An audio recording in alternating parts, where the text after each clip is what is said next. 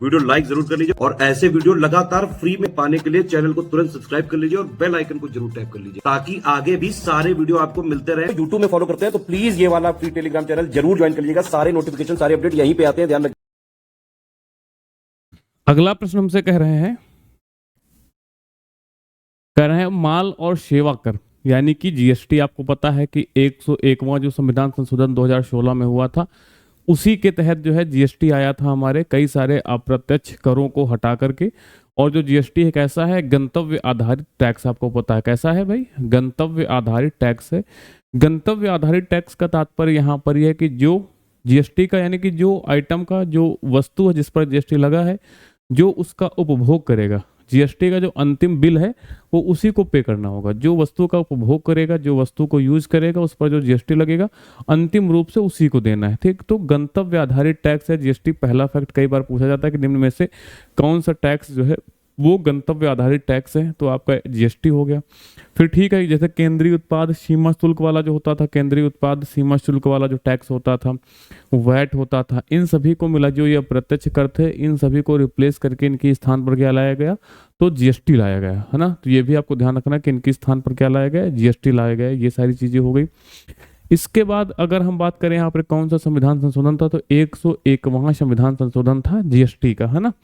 तो हमसे पूछ रहे हैं कि जो जीएसटी काउंसिल है, जीएसटी काउंसिल आपको पता है कि उल्लेख कहाँ पर है, 279A में जीएसटी काउंसिल का उल्लेख है। उस पर कोई भी अगर डिसीजन लेना है तो क्या लेना है, कोई भी डिसीजन अगर लेना है तो आपको पता है कि 3/4 के बहुमत से ही लिया जाएगा, 3/4 के बहुमत से ही लिया जाएगा। और ये लेने का अधिकार किसके पास है, सॉरी बहुमत से लिया जाएगा। और बता दें अगर हम बात करें यहाँ पर तो बहुमत से लिया जाएगा। इसमें जो केंद्र के पास वोट होते हैं वो कितने होते हैं, 1/3। 1/3 जो वोटिंग का राइट होता है वो किसके पास होता है, केंद्र के पास होता है। और 2/3 राइट किसके पास होता है, स्टेट और जो आपके जो स्टेट और जो अदर स्टेट और जो यूनियन टेरिटरीज हैं उनके जो मेंबर्स होते हैं उनके पास कितना होता है, तो 2/3 वोटिंग का राइट होता है, 2/3 वोटिंग का राइट होता है ना। केंद्र के पास अगर हम बात करें तो 1/3 वोटिंग का राइट होता है। कोई भी डिसीजन लेना है तो 3/4 के बहुमत से ही लिया जाएगा, 3/4 वोटिंग के बहुमत से ही लिया जाएगा। ये सारे ऐसे प्रश्न हैं जो अभी नए आए, पहले तो यही पूछा जा रहा था 1-2 साल तक सिर्फ यही कि कौन सा संविधान संशोधन है, जीएसटी कब लागू होता है, जीएसटी कैसा कर है। अभी क्वेश्चन कैसे पूछे जा रहे हैं कि जीएसटी में कौन कौन से टैक्सेस जो है वो शामिल हैं, कौन कौन से ऐसे टैक्स हैं जो जीएसटी ने रिप्लेस किए हैं। ठीक, नया फ्रेम हो गया। जीएसटी काउंसिल जो है कोई भी डिसीजन कैसे लेता है, ये क्वेश्चंस हो गए। जीएसटी काउंसिल में टोटल कितने मेंबर हैं, ये क्वेश्चन हो गए। जीएसटी काउंसिल में यूनियन टेरिटरीज से कितने मेंबर आते हैं, ये क्वेश्चन हो गए। जीएसटी काउंसिल को संविधान के किस भाग में रखा गया है, जीएसटी काउंसिल कैसी संस्था है, सब कुछ बता दिया आपको। इसी जो हम पीवाईक्यूज की सीरीज को कंटिन्यू कर रहे हैं सब कुछ बताया है, ऐसा कुछ भी नहीं जो आपको लिए छोड़ा हो। ये नाम मात्र की पीवाईक्यू सीरीज अगर देखा जाए तो आपके यूपीएसआई के लिए जो मोस्ट से मोस्ट एक्सपेक्टेड क्वेश्चंस हैं वो सारे हमने कवर किए। यहाँ पर कुछ भी फालतू का ऐसा नहीं बताया है कि नहीं आपका टाइम जो है यहाँ पे ऑब्जर्व करना, टाइम आपका वेस्ट करा जाए, ऐसा कुछ भी यहाँ पर नहीं बताया हमने। जो भी बताया है आपने शुरुआत में देखा होगा हमने बताया और लास्ट में सेम वैसे ही पीवाईक्यूज देखने को मिले। और यथार्थ ये कि हमने उन पीवाईक्यूज को देखा भी नहीं है, जो पीवाईक्यूज आपको बाद में हमने यहाँ पे कराए हैं उनको हमने ऐसा नहीं कि हमने एक तरफ से देखे हों, हमने शुरुआत में करा दिया, हमने देखा कि सेम उसी तरीके से क्वेश्चन आगे फ्रेम भी हुए हैं। ये सारी चीजें है ना, तो यही होती है कंटेंट की क्वालिटी और यही होती है कि बिल्कुल सिलेबस ओरिएंटेड कंटेंट। जो आप कुछ नामी गिरामी चीजों के पीछे भागते हैं, संस्थानों के पीछे भागते हो, ऐसा नहीं है, है ना। अनुभव जिनके पास, जहाँ पे टीम अच्छी है, जो लोग अच्छा कंटेंट दे रहे हैं, क्वालिटी, वहाँ पे आपको जाना चाहिए। भेड़ चाल नहीं चलनी चाहिए कि एक इंसान ने वहाँ पे लिया जो आप यूट्यूब में देखते हो कि नहीं इनका प्रमोशन हो रहा, बार बार इनके रील्स निकल के आ रही हैं, वो चीज़ सही नहीं है। आपको खुद डिसाइड करना होगा। आपकी आयु जो है वो 21 वर्ष से आप ऊपर हो चुके हैं, तो इतना डिसीजन लेने में आप सक्षम है कि कौन सा संस्थान जो है वास्तव में एक क्वालिटी वाला कंटेंट आपको दे सकता है ना, जो कि बिल्कुल सिलेबस ओरिएंटेड हो। ये सारी यहाँ पर चीजें हैं। चलिए फिर आगे बढ़ते हैं। तो इसका यानी कि जो जीएसटी काउंसिल होती है उसका अध्यक्ष कौन होता है, तो केंद्रीय वित्त मंत्री जो है इसका अध्यक्ष होता है। इस चीज को आपको ध्यान रखना है। और फिर यहां से हम बढ़ेंगे अगले प्रश्न की ओर। अगला प्रश्न है, कह रहे हैं भारतीय संविधान के संदर्भ में भारत के महान्यायवादी की पदावधि क्या होती है। क्या अभी तक आपने कभी पढ़ी है पदावधि? क्या आपने अभी तक कभी जो है अटॉर्नी जनरल ऑफ इंडिया की पदावधि बढ़ी है? अब इससे अगर हम क्वेश्चंस की बात कर लें तो अटॉर्नी जनरल ऑफ इंडिया का जो उल्लेख सब बता चुके हैं, सिर्फ हम यहाँ पे रिवीजन कर रहे हैं। इन्हीं क्लासेस में सब कुछ हमने डिटेल में लिख लिख के बताया है कि जैसे सेंट्रल में संसदीय व्यवस्था में आप देखेंगे सेंट्रल में अटॉर्नी जनरल ऑफ इंडिया होता है, उसी तरीके से स्टेट में एडवोकेट जनरल होता है। एडवोकेट जनरल का जो प्रोविजन है वो आर्टिकल 165 में है। अगर आप देखोगे कि अटॉर्नी जनरल ऑफ इंडिया का तो आर्टिकल 76 में है। जो एडवोकेट जनरल होता है वो राज्यपाल के प्रसाद पर्यंत, यानी कि राज्यपाल की जब तक उस पर अनुकंपा रहेगी, यानी कि राज्यपाल अब विवेकाधिकार का तो पद है नहीं, विवेकाधीन तो है नहीं ये, तो इसका मतलब सीधे सी बात होती है कि राज्य की मंत्रिपरिषद या फिर केंद्र की मंत्रिपरिषद। अटॉर्नी जनरल ऑफ इंडिया के सेंस में किसकी चलती है? तो सेंट्रल की जो आपकी मिनिस्टर ऑफ काउंसिल की सोच है उसी की चीजें चलती हैं ना, तो उनके कहीं ना कहीं देखा जाए राष्ट्रपति के प्रसाद पर्यंत पद धारण करता है, और जो एडवोकेट जनरल होता है वो राज्यपाल के प्रसाद पर्यंत अपना पद धारण करता है, वही नियुक्ति करता है। ठीक है, और जैसे ही सरकार जाती है अपने पद से इस्तीफा दे देता है। आपने कहीं पर भी आज तक ये नहीं पढ़ा होगा, जब ये ना लगे आपको कि नहीं हो सकता हमने पढ़ा, ऐसा नहीं है। अगर आपने तैयारी की और अच्छे से तैयारी की, इसका मतलब ऐसा कुछ उल्लेख ही नहीं है। तो पूरे संविधान में ऐसा कोई प्रोविजन नहीं जिसमें अटॉर्नी जनरल ऑफ इंडिया या फिर एडवोकेट जनरल ऑफ इंडिया का टर्म दिया गया हो कि इनका कितना वास्तव में पदावधि रहेगी। तो कोई निश्चित पदावधि नहीं है। तो विकल्प जो डी है वो आपके प्रश्न का यहाँ पर बिल्कुल सही उत्तर हो जाएगा। ठीक है, विकल्प जो डी है वो बिल्कुल सही उत्तर है। No fixed term, no fix term, कोई निश्चित टर्म नहीं है। ठीक है, अगर आप यहाँ पर देखोगे तो आर्टिकल 76 में है, आर्टिकल जो 88 है वो क्या कहता है कि जो आपका अटॉर्नी जनरल ऑफ इंडिया है वो संसद के दोनों सदनों में से किसी भी सदन में क्या कर सकता है भाई? कार्यवाही में भाग ले सकता है, लेकिन मतदान करने का जो अधिकार है वो इसके पास नहीं है, वोटिंग का अधिकार नहीं है। वोटिंग का अधिकार क्यों नहीं है? क्योंकि ये उस जो है सदन का क्या होता है, सदस्य नहीं होता है, लेकिन कार्यवाही में भाग ले सकता है ना। ये सारी चीजें हैं। चलो अगला प्रश्न कह रहे हैं निम्न में से किस वर्ष में 61वें संवैधानिक संशोधन अधिनियम को लागू किया गया था जिसने मतदान की आयु को 21 वर्ष से घटा करके 18 वर्ष कर दिया गया था? अगर हम इस प्रश्न की बात करें तो हमने बताया था कि 1975 में सब कुछ डिटेल में बताया है कि 1975 में तारापुर कमेटी गठित हुई गई थी जिसने रिकमेंड किया था कि भाई जो मतदान की आयु है वो 21 वर्ष से घटा करके 18 वर्ष कर दी जाए। उससे कई सारे ऐसे जो समझदार युवा हैं जो मतदान से कहीं ना कहीं वंचित हो जाते हैं। जैसे आप देखेंगे कि नेपाल में जो मतदान की आयु है वो तो 18 वर्ष से घटा करके 16 वर्ष कर दी गई। हालांकि आप देखेंगे कि डेमोक्रेसी में लिटरेसी का बहुत बड़ा योगदान होता है। अगर आपके यहाँ डेमोक्रेसी नहीं है और सॉरी अगर आपके यहाँ पे लिटरेसी रेट अच्छी नहीं है, फिर लिटरेसी नहीं है और डेमोक्रेसी है, तो डेमोक्रेसी को आप उस तरीके से यूज नहीं कर सकते, वो सही मायनों में उपयोग नहीं हो पाती है। रीजन क्या होता है कि भाई आपके यहाँ पर लिटरेसी नहीं। लिटरेसी क्या होती है? अपने अधिकार को लोगों को जानने का ज्ञान देती है, और फिर लोग क्या करते हैं डेमोक्रेसी से फिर अपने अधिकार को चुनते हैं, है ना। तो 16 वर्ष, 18 वर्ष, 21 वर्ष मायने रखता है। मायने ये करता है कि आप कितने समझदार हैं। अभी आप देखोगे इंडिया में जाति से प्रभावित होकर के, धर्म से प्रभावित होकर के लोग मतदान करते हैं। बहुत बड़ी कम्युनिटी देश की है जो जाति से प्रभावित होती है, जो धर्म से प्रभावित होती है। उनका कहीं मुद्दा नहीं होता है एजेंडे का, चाहे वो किसी भी पार्टी से संबंधित हो। कहीं पर भी उनका जो एजेंडा होता है लोगों का वो डेवलपमेंट या फिर लिटरेसी या फिर एजुकेशन या फिर बाकी अन्य विषय नहीं होते हैं कि ना कितना वुमेन एम्पावरमेंट है या फिर कैंडिडेट कैसा है। नहीं, वहाँ पे लोग अपनी पार्टी में एक विशेष आइडियोलॉजी खोजते हैं जिनका उनसे कहीं दूर दूर तक लेना देना नहीं होता है ना। तो ये सारे विषय हैं। तो राजीव गांधी जी के समय में जो ये रिकमेंडेशन थी तो इनको वहाँ पे तारकुंडे, सॉरी हमने तारकुंडे कहा है, अगर तारपुर कहा तो वो अलग चीज़ है। हमने तारकुंडे समिति की बात यहाँ पे कर रहे हैं। 1975 में जो फ्रेम हुई थी और उनकी जो रिकमेंडेशन थी उनको वहाँ पे लागू किया गया था राजीव गांधी जी की सरकार में। और ये दिसंबर जो ये 61वां संविधान संशोधन है, 61वां जो ये संविधान संशोधन है, ये कब लागू हुआ था? तो आप कहेंगे ये सॉरी कब बना था? तो दिसंबर 1988 में ये बना था। और 28 मार्च 28 एग्जैक्ट डेट आप याद रखिए, 28 मार्च 1989 को ये लागू हुआ था। ठीक है, ये जो आप देखेंगे कि जो ये एक्ट है ये कब इन्फोर्समेंट हुआ था, तो आपको ध्यान रखना है कि ये जो है कब इन्फोर्समेंट हुआ था? 28 मार्च 1988, 28 मार्च 1988 को जो है ये लागू हुआ था। इस चीज को आपको ध्यान रखना। ठीक, कब? 28 मार्च 1988 को लागू हुआ था और दिसंबर 1988 को जो है पार्लियामेंट से ये जो है पारित हुआ था ना। तो सही उत्तर क्या हो जाएगा आपका? विकल्प बी जो है बिल्कुल यहाँ पर सही उत्तर है। कितना? 1989।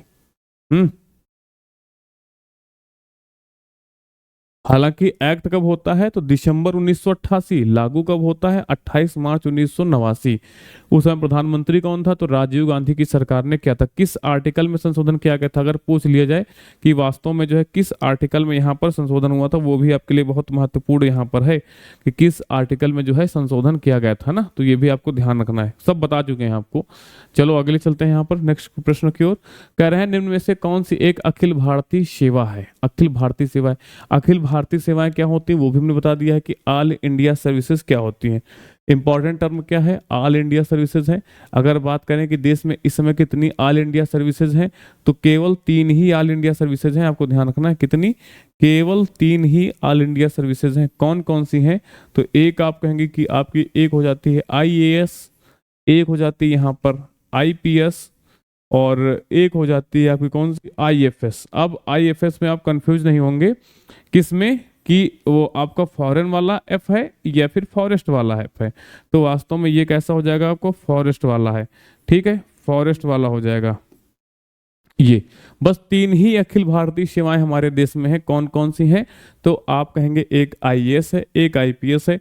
जो आईएफएस है, कौन सी, जो आईएफएस है, वास्तव में इसका गठन कब किया गया था, आईएफएस का गठन कब हुआ था तो आप कहेंगे इसका जो गठन है वो कब होता है 1966 में। ठीक है, 1966 में इसका गठन किया जाता है, 1966 में गठन किया जाता है। अब आप कहेंगे कि भारतीय डाक सेवा नहीं, क्या भारतीय डाक सेवा में ऐसा कैडर होता है राज्यों का अलॉट कि केंद्र के द्वारा भर्ती की जाए, ट्रेनिंग दी जाए, फिर उनको जो है राज्य का कैडर दे दिया, वहां पर अपनी सेवाएं दे। क्या भारतीय राजस्व सेवा में ऐसा होता है, बिल्कुल नहीं होता है ना। क्या भारतीय विदेश सेवा में कैडर अलॉट होता है तो आप कहेंगे बिल्कुल नहीं। तो भाई यही तो फॉरेन वाला, यही तो अभी तक आप कंफ्यूज हो रहे थे आईएफएस में कि क्यों नहीं। अखिल भारतीय सेवाओं का तात्पर्य यह है कि केंद्र के द्वारा भर्ती कर ली जाए और बाद में फिर राज्यों में ये जो कर्मचारी होते वहां पर जाकर के ब्यूरोक्रेट्स अपनी सेवाएं दे जाकर के, तो उसे हम बोलते हैं all India services, Akhil Bharatiya सेवाएं। तो ऐसा केवल 3 में ही होता है, एक तो आईएएस में होता है, एक आईपीएस में होता है, एक आईएफएस में होता है। ठीक है, आईएफएस फॉरेस्ट वाला है। ठीक है, तो वैज्ञानिक तरीके से वनों का, वन्य जीवों का जो है प्रबंधन और उनको संरक्षण प्रदान किया जाए, तो इसके लिए जो है आईएफएस का गठन हुआ था 1966 में। ठीक है, 1966 में इसका जो है गठन किया गया था, पहले ये नहीं थे। तो केवल 3 ही ऐसी सेवाएं हैं भारतीय, चाहे भारतीय डाक सेवा है, यूपी, ऐसा नहीं कि जिन सेवाओं को हमने भर्ती किया, रिक्रूटमेंट किया है यूपीएससी के माध्यम से, तो वो सारी अखिल भारतीय सेवाएं ही हो गई। क्या सीडीएस भी तो यूपीएससी करता है, एनडीए भी तो यूपीएससी करता है। अगर देखा जाए तो सीएपीएफ की जो आती भर्ती वो भी तो यूपीएससी ही उसका रिक्रूट करता है। तो क्या सभी को वो सभी अखिल भारतीय सेवा होते हैं? अखिल भारतीय सेवाओं का तात्पर्य यह है कि संघ लोक सेवा आयोग के माध्यम से उनको रिक्रूट किया जाए और फिर उन ब्यूरोक्रेट्स को जो है आप देखेंगे कि विभिन्न राज्यों में कैडर अलॉट कर दिया जाए, वहां पर अपनी सेवाएं दे। तो ना तो भारतीय विदेश सेवा, ना ही भारतीय डाक सेवा, ना ही भारतीय राजस्व सेवा जिसको हम आईआरएस बोलते हैं, इनमें से कोई भी जो आप देखेंगे कि अखिल भारतीय सेवाएं नहीं है, केवल 3 ही है। तो अपने दिमाग से ये फितूर हटा दो। ठीक है, आप कहेंगे ठीक है। तो विकल्प आपका कौन सा सही हो जाएगा, विकल्प की अगर हम बात करें तो इसमें तो विकल्प आपका सी बिल्कुल सही उत्तर है कि ये एक अखिल भारतीय सेवा है, इंडियन फॉरेस्ट सर्विस। भारतीय वन सेवा कैसी है तो एक आप देखेंगे अखिल भारतीय सेवा है। ओके, आप कहेंगे ठीक है। इसके बाद आगे चलते हैं। कह रहे हैं संघ लोक सेवा आयोग के अध्यक्ष और सदस्यों के वेतन भत्ते और पेंशन सहित पूरे खर्चों को किस निधि से दिया जाता है? कंसोलिडेटेड फंड ऑफ इंडिया, हाँ, या फिर कॉन्टीजेंसी फंड ऑफ इंडिया। आपातकाल, ये कोई आपातकाल सेवा है क्या? भाई कॉन्टीजेंसी से हमने बताया था ना कि जो आपातकालीन चीज स्थितियां बनती हैं उनके लिए अगर फंड इश्यू करना होता है तो वो कॉन्टीजेंसी से फंड होता है। 2021 में इसकी जो राशि है वो 500 करोड़ से बढ़ा करके कितनी कर दी गई? 30,000 करोड़ रुपए कर दी गई, 30,000 करोड़ रुपए कर दी गई। ठीक है, तो आकस्मिकता के लिए भारत की विदेशी मुद्रा आरक्षित निधि, इससे करेंगे क्या? लोक लेखा। लोक लेखा कोई कोष ही नहीं है, लोक लेखा तो कमेटी है, पब्लिक अकाउंट कमेटी है। तो आपका अकाउंट कौन सा माना जाएगा इसमें? तो भारत की समेकित निधि से। ठीक है, कंसोलिडेटेड फंड ऑफ इंडिया। विकल्प जो ए है वो इस प्रश्न का बिल्कुल सही उत्तर माना जाएगा। ओके, यहां से बढ़ेंगे हम लोग अगले प्रश्न की ओर। अगला है, कह रहे हैं कि संवैधानिक संशोधनों के माध्यम से भारतीय संविधान में कितनी अनुसूचियां जोड़ी गई हैं? संवैधानिक संशोधनों के माध्यम से अभी तक कितनी, आपको पता है कि मूल संविधान में कितनी अनुसूचियां थी? 8 अनुसूचियां थी मूल संविधान में। कितनी थी? 8 अनुसूचियां थी। ये ऐसे हैं कि बिल्कुल रटे होने चाहिए, सब कुछ हम बता चुके हैं, है ना।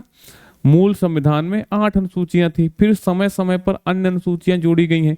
तो कितनी जोड़ी गई हैं? तो हमने कहा कि उस दिन बताया था पूरा सबको डिटेल में कि बाद में 4 अनुसूचियां जोड़ी गई हैं। संविधान में आप देखेंगे मूलतः 22 भाग थे, लेकिन 4 भाग बाद में जोड़े गए। एक तो आप देखेंगे भाग 4A जोड़ा गया है, फिर भाग 9A जोड़ा गया है, भाग 9B जोड़ा गया है, भाग 14A जोड़ा गया।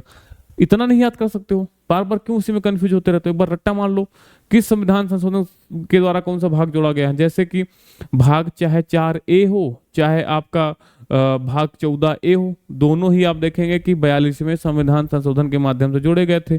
फिर जो आपका भाग 9B है वो 97 जो कॉन्स्टिट्यूशनल अमेंडमेंट हुआ था उसके 2011 में, उसके द्वारा जोड़ा गया।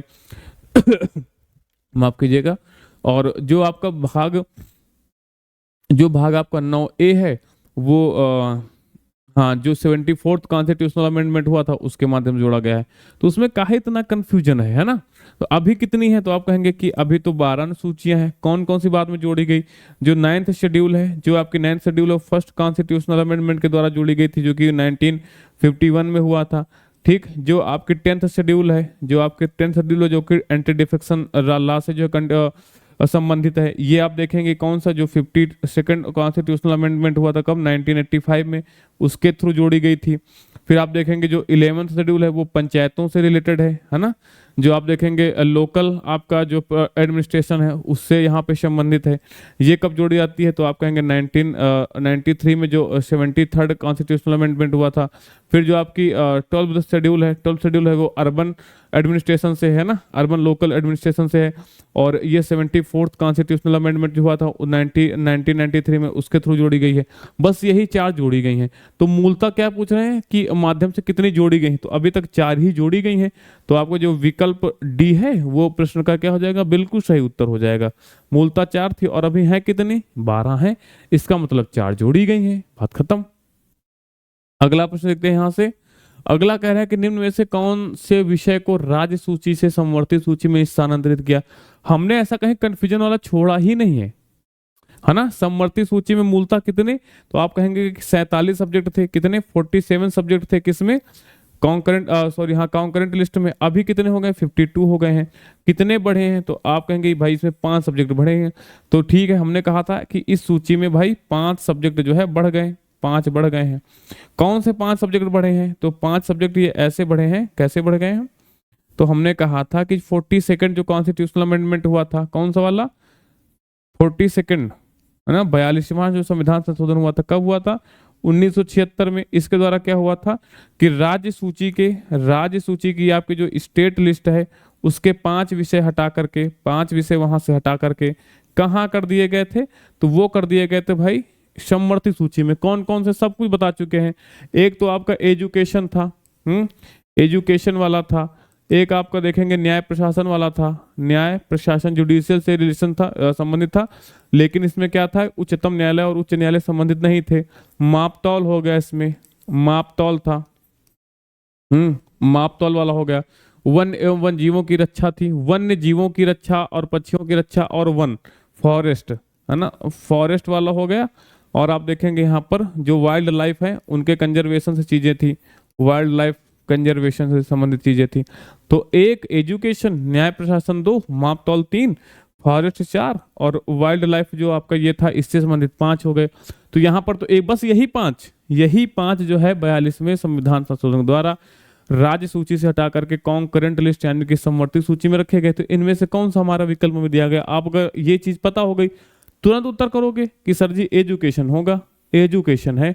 तो विकल्प जो बी है वो आपके प्रश्न का यहाँ क्या बिल्कुल सही उत्तर है। क्यों इतना सोचना? अगर आपको जब तक आप पढ़ेंगे नहीं, चीजों को कंटेंट नहीं तैयार करेंगे, तो ऐसे प्रश्नों को हल करेंगे।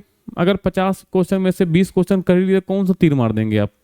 वास्तव में अगर सिलेक्शन लेना है पॉलिटी के 15 से 17 उत्तर क्वेश्चन के बीच में आते हैं यहाँ पे यूपीएसआई में पॉलिटी वाले क्वेश्चन। तो अगर आप 15-17 में से पॉलिटी अच्छा सब्जेक्ट माना जाता है, अच्छे से पढ़िए, क्यों नहीं होगा? मैं तो कह रहा हूँ आप एक बार मेरी पूरी सीरीज देख लीजिए। आपके, अगर अभी तक आप कितने करने में सक्षम है, अगर अभी तक आप, हाँ जो मूल विधि है वो भी आप अगर पॉलिटी में काउंट करते हैं तो आपका फिर वो लॉस होगा वहां से, है ना। मूल विधि अलग चीज, अगर आप पॉलिटी की बात कर रहे हैं तो अगर 15 क्वेश्चन आना, पूरी आप मेरी क्लास देख रहे हैं, मैं दावे के साथ कह रहा हूँ आपके कम से कम 15 में से नहीं 13-14 क्वेश्चन आप 99% अपना स्कोर करेंगे। और इतना होना भी चाहिए, अगर इतना नहीं करें तो इसका मतलब आपकी तैयारी जो है वो परफेक्ट नहीं है, ठीक है। तो ये भी चीज है। चलो आगे बढ़ते हैं। करें भारतीय संविधान के अनुच्छेद 48A के अनुसार, 48A के अनुसार जो है राज्य किन किन चीजों के संरक्षण का प्रयास करेगा। तो अंतरराष्ट्रीय जैसा यहाँ पर कोई नहीं है, cooperate with international environmental agencies, ऐसा कहीं पर भी हमारे आर्टिकल 48A में नहीं लिखेगा।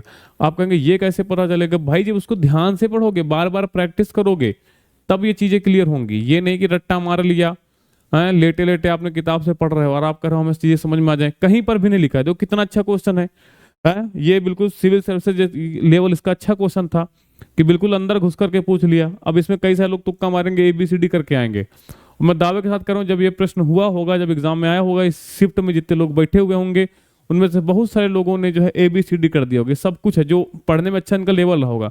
जिनका लेवल ही नहीं रहा होगा उनको तो समझ में नहीं आएगा कि करना वास्तव में क्या है इसमें। वो तो कुछ भी ABCD कर रहे हैं, लेकिन जिनको थोड़ा सा बुद्धि चलती है वो अपना ABCD कर देंगे कि चलो नहीं हुआ तो नहीं होगा, चारों का ही हो, है ना। अंतरराष्ट्रीय पर्यावरण संगठनों के साथ सहयोग ऐसा कहीं पर भी नहीं लिखा हुआ है। इसमें जो शामिल है वो पर्यावरण की रक्षा करने का प्रयास राज्य करेगा, पर्यावरण सुधार का प्रयास करेगा राज्य, देश के वनों एवं वन्य जीवों के संरक्षण का प्रयास करेगा। किसमें? 48A में। ये आर्टिकल कब जोड़ा गया था? अगर हम बात करें कि जो आपका आर्टिकल 48A है, ये कब जोड़ा गया था, तो हम यहाँ पर आपसे कहेंगे कि ये जोड़ा गया था भाई जो आपका 42nd कॉन्स्टिट्यूशनल अमेंडमेंट था उसके द्वारा जो है ये जोड़ा गया था 1976 में, है ना। ओके, तो विकल्प जो ए है वो इस प्रश्न का बिल्कुल सही उत्तर होगा। विकल्प जो ए है वो प्रश्न का बिल्कुल यहां पर सही उत्तर होगा। ये शामिल नहीं है, ये जो है ये शामिल नहीं है इसमें, ये शामिल नहीं है, बाकी तीनों शामिल हैं, ठीक है। अगले प्रश्न को पढ़िए और समझने की कोशिश करिए, या फिर कमेंट करके उत्तर बताओ। कमेंट करके इसका उत्तर बताइए भाई अगले प्रश्न का।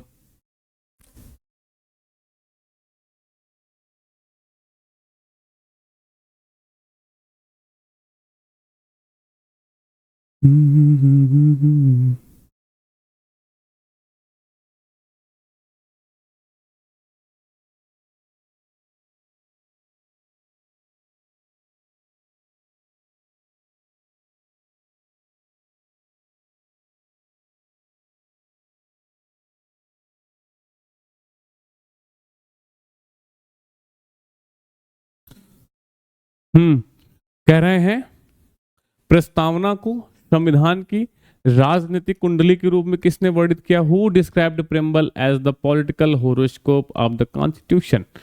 सब कुछ बता चुके हैं, इसी आपकी क्लास में बता चुके हैं कन्हैयालाल मणिकलाल मुंशी। उन्होंने जो है प्रस्तावना को, प्रेम्बल को क्या कहा था? राजनीतिक कुंडली कहा था प्रस्तावना को।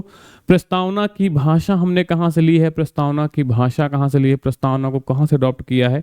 सब कुछ बता चुके हैं। आपकी प्रस्तावना में कितने बार संशोधन हुआ है, प्रस्तावना में कितने प्रकार के न्याय की व्यवस्था की गई है, प्रस्तावना में कितने प्रकार के जो है क्या कहते हैं, कितने प्रकार की स्वतंत्रताएं हैं, प्रस्तावना में कितने प्रकार की स्वतंत्रताएं हैं, प्रस्तावना में कितने प्रकार की समानताएं हैं, प्रस्तावना को कौन अधिग्रहित करता, और क्या ही पूछेंगे। कब सुप्रीम कोर्ट ने कहा कि प्रस्तावना संविधान का हिस्सा नहीं है, कब सुप्रीम कोर्ट ने कहा कि प्रस्तावना संविधान का हिस्सा है, कहाँ कहाँ पे लोग संशोधन कर सकते हैं, कौन कौन से पैराग्राफ में संशोधन हुआ, कौन से 3 सब्जेक्ट जोड़े गए हैं। जब हमारा संविधान लागू हुआ था उस समय प्रस्तावना के अनुसार भारत की संवैधानिक स्थिति क्या थी, आज के समय में वो भारत की संवैधानिक स्थिति क्या है प्रस्तावना के अनुसार। क्यों? क्योंकि इसमें 3 शब्द नए जोड़े गए हैं। तो दोनों, बस यही प्रश्न, इससे आगे क्या पूछ लेंगे बताओ ना मुझे। प्रस्तावना को कब अडॉप्ट किया गया, प्रस्तावना का प्रस्ताव किसने रखा था उद्देश्य प्रस्ताव के तौर पर, कब रखा था, कब उसको अडॉप्ट किया गया, सारे क्वेश्चन। इससे आगे क्या पूछ लेंगे बताओ। आप सोचो ना इसके आगे क्या बन सकते हैं भाई। प्रस्तावना के उद्देश्य प्रस्ताव के, हम प्रस्तावना की बात कर लें एक बार। प्रस्तावना को कब रखा गया था, तो आपको पता है कि 13 दिसंबर 1946 को उद्देश्य प्रस्ताव रखा था पंडित जवाहरलाल नेहरू ने। कहां पर? संविधान सभा में, ठीक है। 13 दिसंबर 1946 को उद्देश्य प्रस्ताव रखा गया था। 22 जनवरी 1947 को वही उद्देश्य प्रस्ताव सर्वसम्मति से अडॉप्ट किया गया और हमारे संविधान की वर्तमान प्रस्तावना का स्वरूप बनता है। ठीक है, किसने रखा? पंडित नेहरू ने रखा। कब रखा? 13 दिसंबर 1946 को। कब अडॉप्ट किया गया? और 22 जनवरी 1947 को हुआ। प्रस्तावना में 3 प्रकार के न्याय हैं, सामाजिक, आर्थिक, राजनैतिक। 3 न्याय हो गए प्रस्तावना में। प्रस्तावना को कौन अधिग्रहित करता है? तो भारत के लोग। शुरुआत कहाँ से होती है? हम भारत के लोग। हम भारत के लोग, जो उद्देश्य है ये कहाँ से लिया गया है? यूएन के चार्टर से लिया गया है। वहां भी शुरू होता है हम लोग, तो हम भारत के लोग, क्योंकि भारत के कॉन्टेक्स्ट में बात की जा रही है। ठीक है। 5 प्रकार की स्वतंत्रताएं हैं, 2 प्रकार की समानताएं हैं, 2 प्रकार की समानताएं हैं। ठीक है। किसमें? हमारी प्रस्तावना में। 1 बार संशोधन हुआ है, 3 नए शब्द जोड़े गए थे। कौन कौन से? समाजवाद, धर्मनिरपेक्षता, अखंडता, ये 3 शब्द जोड़े गए थे। जब प्रस्तावना लागू हुई थी तब हमारे देश का संवैधानिक स्वरूप क्या था?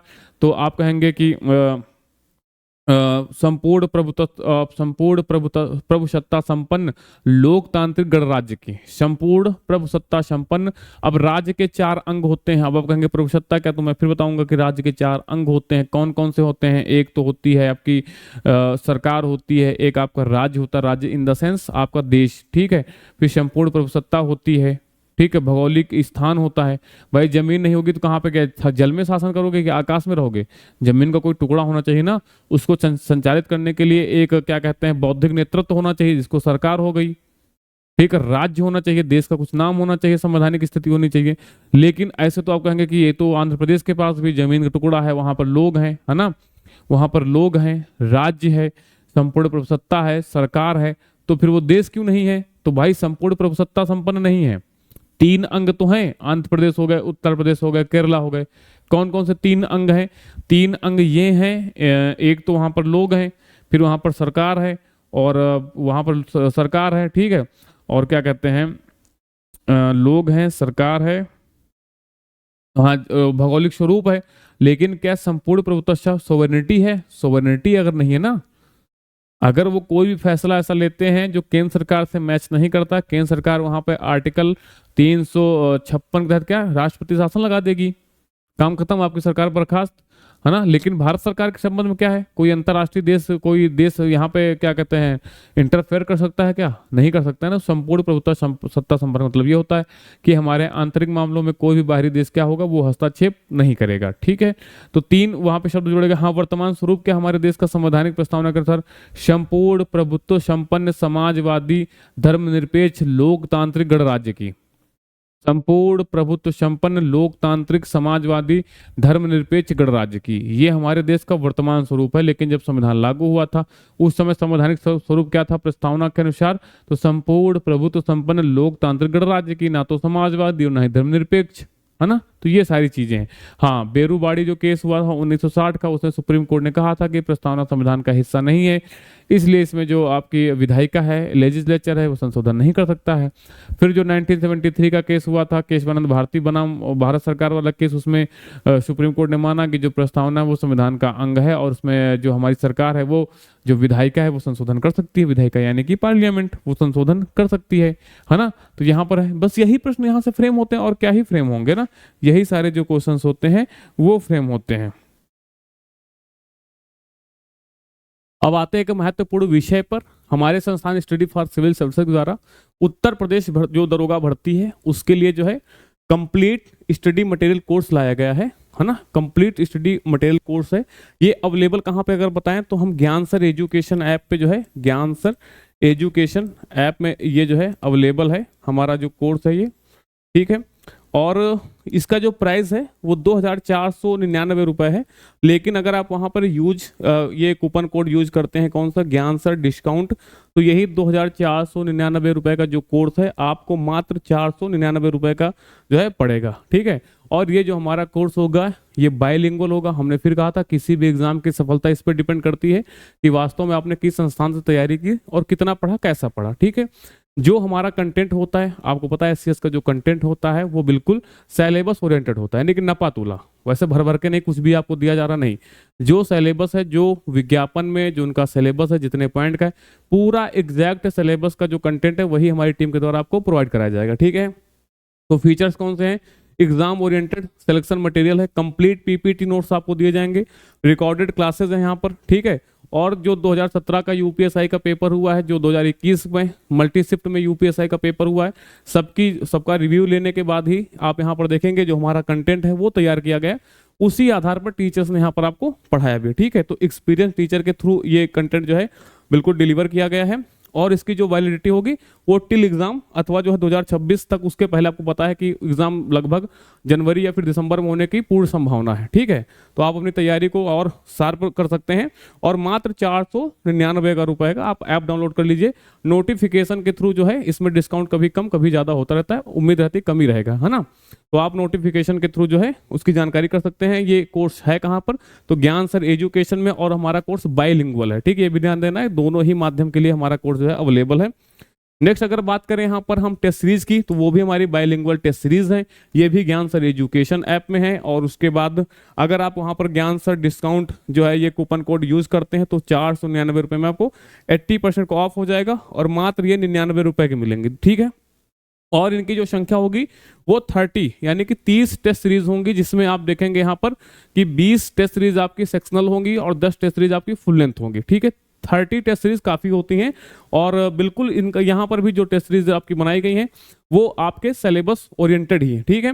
एग्जाम ओरिएंटेड टेस्ट सीरीज आपको मिलेंगी, एग्जैक्ट 100% रियल एग्जाम जैसी, है ना। बिल्कुल आपको रैंक वगैरह भी आप वहाँ पर देख सकते हैं अपनी, और लेटेस्ट ट्रेंड और पैटर्न के अनुसार हमने बताया कि जो हमारी टीम के द्वारा जो समीक्षा किए गए हैं यहाँ पर 2017 और 2021 के पेपर को, उसके बाद ही हमारा कंटेंट और हमारी जो टेस्ट सीरीज हैं वो डेवलप की गई, ठीक है। और यहाँ पर जो अनलिमिटेड आपको अटेम्प्ट मिलेंगे, और वैलिडिटी जो टेस्ट सीरीज की होगी वो भी आपकी टिल एग्जाम अथवा आप देखेंगे दिसंबर 2026 तक होगी। तो आप ज्ञान सर एजुकेशन ऐप पर जाकर के इनरोल हो सकते हैं। कह रहे हैं भारत के उपराष्ट्रपति का चुनाव करने वाले निर्वाचक मंडल में निम्न में से कौन शामिल होते हैं। सब बता दिया है कौन सा, केवल राज्यसभा के निर्वाचित सदस्य, केवल लोकसभा के निर्वाचित सदस्य, केवल राज्यसभा के नहीं, संसद के दोनों सदनों के निर्वाचित तथा मनोनीत सदस्य, है ना। संसद के दोनों सदनों के निर्वाचित तथा मनोनीत सदस्य जो होते हैं वो उपराष्ट्रपति के चुनाव में भाग लेते हैं। अभी 16वें जो अभी राष्ट्रपति के हाल ही में चुनाव हुए हैं उसकी भी जानकारी हमने पूरी डिटेल में इसी वीडियो में आपको दे रखी है ना। आगे बढ़ेंगे। अगला प्रश्न है, कह रहे हैं उच्च न्यायालय द्वारा निचली अदालत या न्यायाधिकरण को किस प्रकार की याचिका रिट जारी की जाती है जिससे उसे अपने क्षेत्राधिकार से बाहर जाने या किसी ऐसे क्षेत्राधिकार के बलात्कार से रोका जा सके जो उसके पास वो अधिकार ही नहीं है ना। परमादेश, निषेध, प्रोहिबिशन, या फिर सर्टिवरी, या फिर आप देखें कोवेरेंटो। तो ये आपकी जो रिट की यहाँ पर बात की जा रही है वो प्रोहिबिशन वाली है, निषेध वाली है ना। निषेध यानी कि उसमें कार्यवाही करने से रोकती है हमारे उच्च न्यायालय। हमारे उच्च न्यायालय का मतलब हुआ इन द सेंस उच्चतम न्यायालय और हाई कोर्ट, है ना। तो विकल्प जो बी है वो बिल्कुल यहाँ पर सही उत्तर है। निम्न में से किस आयोग को केंद्र राज्य संबंधों पर अध्ययन और अनुशंसाएं करने के लिए नियुक्त किया गया था। देखो जो केंद्र राज्य संबंध होते हैं इन पर अध्ययन करने के लिए अभी तक 3 आयोग जो है गठित हुए हैं। एक तो आपका सरकारिया आयोग है,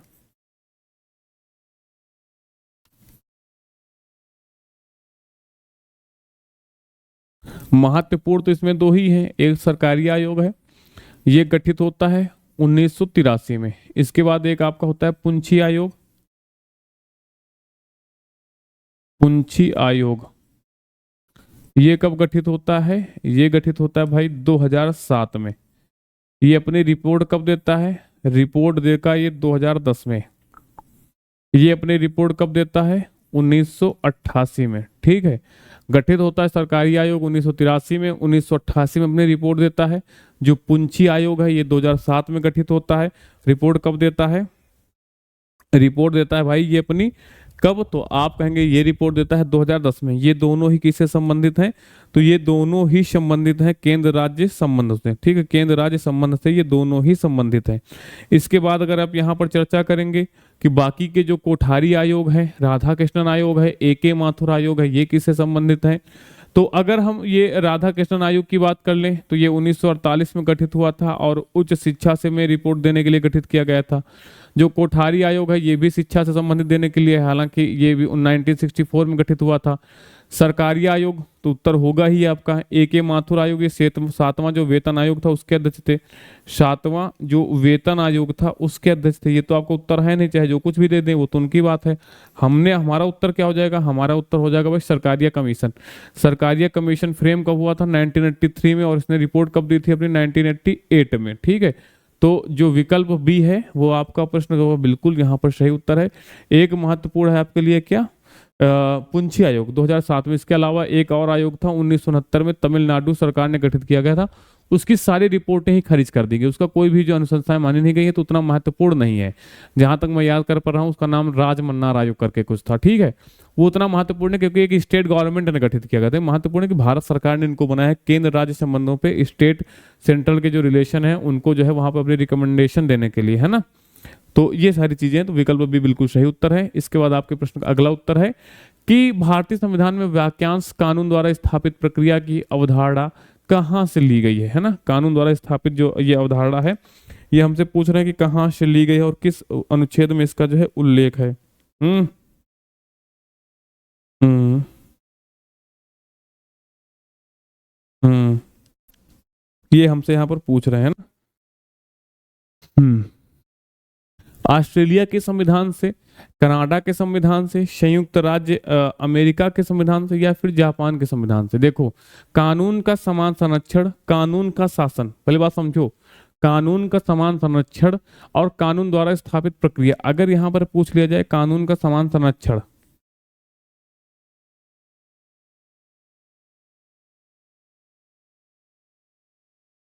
कानून का समान संरक्षण अगर कहा जाएगा, तीनों में बड़ा आप लोग कंफ्यूज रहते हैं, इसीलिए मैं हर चीज को कंफ्यूजन आपको दूर करना है। मेरा सबसे पहला उद्देश्य ये है कि आपका कंफ्यूजन, कानून का समान संरक्षण, फिर आता है कानून का शासन, कानून का शासन,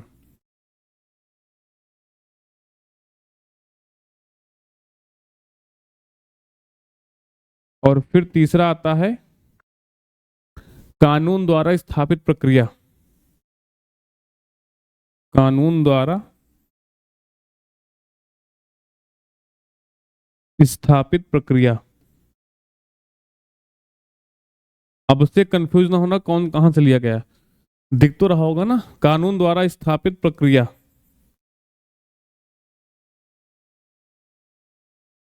ठीक है, अब देखो, जो कानून का संरक्षण है, जो कानून का संरक्षण है, जो कानून का संरक्षण है, ये कहां से लिया गया है, कानून का समान संरक्षण, ये जो यूएसए का कॉन्स्टिट्यूशन है हमने वहां से अडॉप्ट किया है, ये वाला जो हमारा कॉन्सेप्ट है। ठीक है, कानून का समान संरक्षण।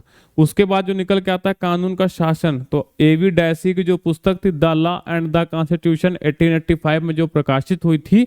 हालांकि सबसे पहले ये जो विचार है एडवर्ड कोक के मस्तिष्क में आया था। जेम्स जो प्रिंसेप थे, जेम्स प्रिंस थे, उनके समय में सबसे पहले आया था कि कानून द्वारा स्थापित एक जो है कानून का शासन होना चाहिए। फिर जो है एवी डैसी ने अपनी पुस्तक the law and the constitution में विस्तार से दिया है। तो अगर कानून के शासन की बात की जाएगी तो ये हमने कहां से लिया है, ब्रिटेन के संविधान से, यानी कि इंग्लैंड के कॉन्स्टिट्यूशन से, इंग्लैंड के कॉन्स्टिट्यूशन से। उसके बाद कंफ्यूजन फिर आप कहां पर होंगे, कानून द्वारा स्थापित प्रक्रिया। तो जो कानून द्वारा स्थापित प्रक्रिया का कॉन्सेप्ट है ये हमने कहां से लिया है, जापान से, है ना, जापान से। यानी किसी व्यक्ति को, किसी व्यक्ति के ऊपर, चाहे जो व्यक्ति हो उसके ऊपर हम, चाहे वो विदेशी हो या फिर भारतीय हो, उसके ऊपर अगर हम कानूनी प्रक्रिया करेंगे तो कानून द्वारा स्थापित प्रक्रिया के माध्यम से उसको किन्हीं भी चीजों से हम वंचित करेंगे। अगर भाई ऐसे कानून का अगर शासन नहीं, कानून द्वारा स्थापित प्रक्रिया नहीं है, तो विदेशी तो कोई पाकिस्तानी व्यक्ति फिर तो इस तरीके से क्या ही संबंध चल पाएंगे। मतलब संविधान होना चाहिए ना, कि चाहे ऐसा नहीं होता है कि हमारे यहाँ कोई विदेशी व्यक्ति आया है और मतलब बेशक अंदर से या फिर हमने किसी कुछ शक के आधार पर गठित कर लिया है, क्या गिरफ्तार कर लिया है, किसी जासूस को गिरफ्तार कर लिया है, अंदर हम कितना भी टॉर्चर करें, दिखाने के लिए क्या होता है कि भाई कानून द्वारा स्थापित पूरी प्रक्रिया है। जैसे कसाब को ही था, 2008 में पकड़ा गया था, लगातार पेशी चल रही थी, है ना, वहां पर जो लोकल कोर्ट है, फिर हाई कोर्ट है, फिर सुप्रीम कोर्ट द्वारा फांसी हुई, फिर उसको भी ऑप्शन दिए गए कि आप क्षमा याचना के लिए चीजें जो अप्लाई कर सकते हो राष्ट्रपति के बाद। मतलब जो कानून द्वारा स्थापित प्रक्रिया है, अगर आप जीवित व्यक्ति हैं, जो अगर आप जो भी हैं, जीवित व्यक्ति हैं, पशु हैं, जहां पर आपको जो राइट मिले हैं आप उनका राइट के चाहे जहां पे हो आप उनका उपभोग कर सकते हैं, वो सारे राइट आपके यूनिवर्सल होते हैं। तो ये सारी चीजें है ना, इसका जो उल्लेख है कानून द्वारा स्थापित प्रक्रिया का वो कहां पर है, तो आप कहेंगे अनुच्छेद 21 में निकल के आता है। अनुच्छेद 21 में निकल के आता है। जो कानून का समान संरक्षण की बात करते हैं ये कहां पर है, तो आप कहेंगे ये अनुच्छेद 14 में निकल के आता है। ये अनुच्छेद 14 में निकल के आता है कानून का समान संरक्षण। और यहाँ पर आप देखेंगे कानून द्वारा स्थापित प्रक्रिया जो है ये अनुच्छेद 21 में जापान से हमने अडॉप्ट किया है, कानून का शासन हमने इंग्लैंड से अडॉप्ट किया है, कानून का समान संरक्षण हमने यूएसए से अडॉप्ट किया। मोस्ट इंपॉर्टेंट ये सारी चीजें जो है आपके एग्जाम के पॉइंट ऑफ व्यू से हैं, ठीक है। अगर हम देखें कि सुप्रीम कोर्ट ने इसे कब क्या कहते हैं कि मतलब कि कब इसको एक्सप्लेन किया है, तो एक मेनका गांधी केस हुआ था 1978 का, है ना। मेनका गांधी वाद हुआ था। मेनका गांधी वाद कब का है, ये केसेस तो आपके एग्जाम के हिसाब से देखा जाए बहुत इंपॉर्टेंट है ना। मेनका गांधी केस हुआ था, मेनका गांधी बनाम भारत सरकार केस कब हुआ था, तो आप कहेंगे 1978 का, 1978 यानी कि 1978 का। वहीं से ये सारे कॉन्सेप्ट निकल के आए थे, ठीक है, कानून द्वारा स्थापित प्रक्रिया। तो यहाँ पर हमारे प्रश्न का सही उत्तर क्या हो रहा है, जापानीज कॉन्स्टिट्यूशन या फिर कॉन्स्टिट्यूशन ऑफ जापान हमने यहां से लिया है, ठीक है। जापान के संविधान से इस चीज को आपको ध्यान रखना है, कौन सा, तो कानून द्वारा स्थापित अवधारणा। चलो अगले प्रश्न की ओर बढ़ते हैं। 314 नंबर हमारा प्रश्न है ना। कह रहे हैं कि निम्न में से कौन सा भारत में एक संवैधानिक निकाय है। नीति आयोग, है ना, ये तो कैबिनेट के मंत्रिमंडल के एक फैसले के द्वारा हुई थी। तो ना तो ये कैसी, ना तो आप देखेंगे यहाँ पर कि ये संवैधानिक है और ना ही वैधानिक है, तो ये तो बिल्कुल नहीं होगा। इलेक्शन कमीशन ऑफ इंडिया, बिल्कुल इलेक्शन कमीशन ऑफ इंडिया। अगर संवैधानिक संस्थान की यहाँ पर बात करेंगे तो इसका मतलब एक डेडिकेटेड आर्टिकल होगा। तो यहाँ पर डेडिकेटेड आर्टिकल कौन सा है, आर्टिकल 324, अनुच्छेद 324 में निर्वाचन, भारत सरकार के निर्वाचन आयोग का उल्लेख है ना। केंद्रीय सतर्कता आयोग, विजिलेंस कमीशन, ये स्टैट्यूटरी बॉडी हो गई है। जब ये स्थापित हुई थी के संथानम समिति की सिफारिश पर, स्टैट्यूटरी के संथानम समिति की सिफारिश पर सेंट्रल विजिलेंस कमीशन की स्थापना हुई थी 1964 में। के संथानम समिति ने अपनी सिफारिश की थी।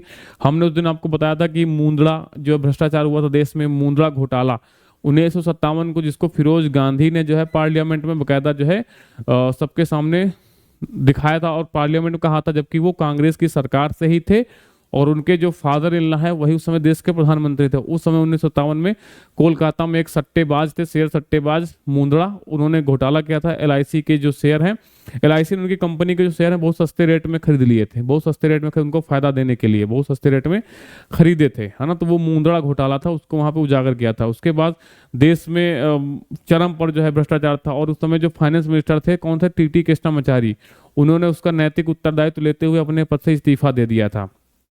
फिर बाद में क्या होता है, उस समय जो गृह मंत्री थे बाद में लाल बहादुर शास्त्री जी, वो जो है एक इसी भ्रष्टाचारों से, क्योंकि उस समय देश में कहीं ना कहीं भ्रष्टाचार के बार बार मामले निकल के आ रहे थे। जीप घोटाला हुआ था, सेना के लिए जीप खरीदी गई थी, उसमें घोटाला, वो तो घोटाला 1948 का हो गया था। उसके बाद फिर एक 1953-54 के आसपास एक घोटाला समझ में आया था। और ये मतलब बड़े बड़े घोटाला, जहां पर देश में भूखमरी है, किसान मर रहे हैं भूख से, गरीब को खाने को 2 टाइम की रोटी नहीं मिल रही, उस समय पता चला कि देश में घोटाला हो रहा है।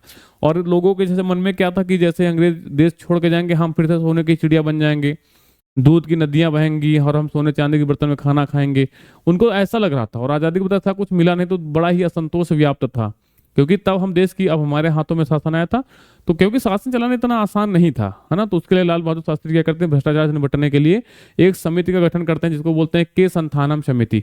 और के संथानम समिति की सिफारिश पर आप देखेंगे 1963 में सीबीआई की स्थापना होती है और फिर इसी तरीके से आप देखेंगे सेंट्रल विजिलेंस कमीशन की भी स्थापना होती है। बाद में इसको अध्यादेश के माध्यम से स्टैट्यूटरी बॉडी का दर्जा दिया जाता है और फिर 2003 में इसको बिल्कुल पावरफुल करने के लिए जो है एक अधिनियम लाया जाता है और इसको स्टैट्यूटरी बॉडी बनाया जाता है ना, पहले अध्यादेश के माध्यम से और बाद में अधिनियम के माध्यम से। और केंद्रीय सूचना आयोग, इसका भी गठन हुआ था 2005 में। हालांकि ये भी एक आपकी क्या देखेंगे कि क्या संवैधानिक यानी कॉन्स्टिट्यूशनल बॉडी नहीं है। तो फिर है क्या कॉन्स्टिट्यूशनल बॉडी, भारत सरकार का निर्वाचन आयोग। भारत निर्वाचन आयोग यानी कि इलेक्शन कमीशन ऑफ इंडिया क्या है, एक कॉन्स्टिट्यूशनल जो है इंस्टीट्यूट है, यानी कि निकाय है। अगला प्रश्न कह रहे हैं जल संरक्षण एवं प्रबंधन पर प्रथम संसदीय मंच कब गठित किया गया। तो ये किया गया था भाई 2005 में। ठीक है, अब आपके लिए क्या इंपॉर्टेंट है, अब एक चीज पूछी गई है, अब आपको याद रखना कि भारत में पहली जल नीति कब आई थी।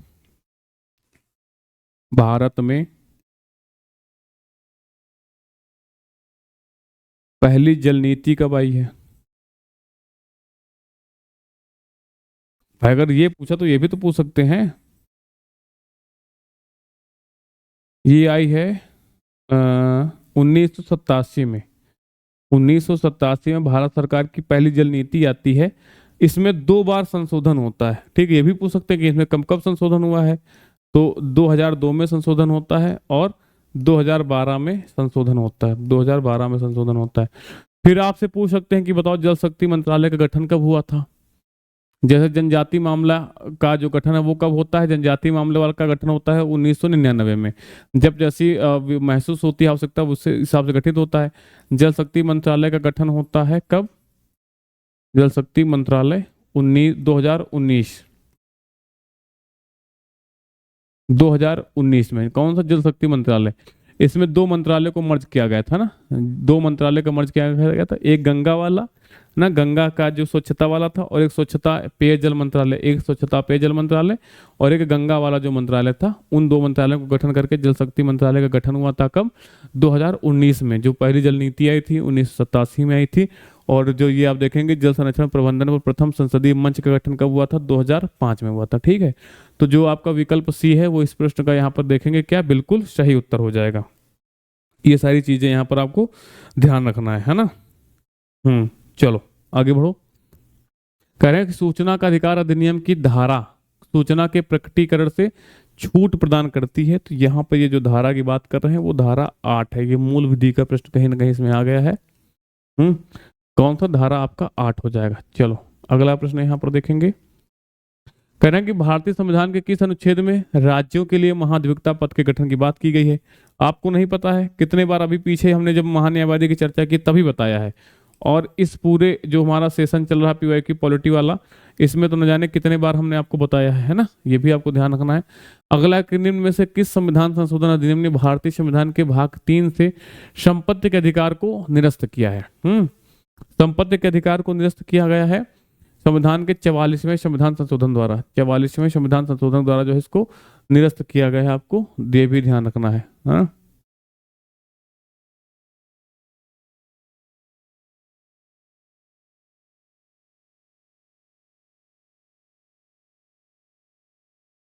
44वें संविधान संशोधन द्वारा जो इसको निरस्त किया गया है। तो विकल्प जो ए है वो यहाँ पर बिल्कुल सही उत्तर है।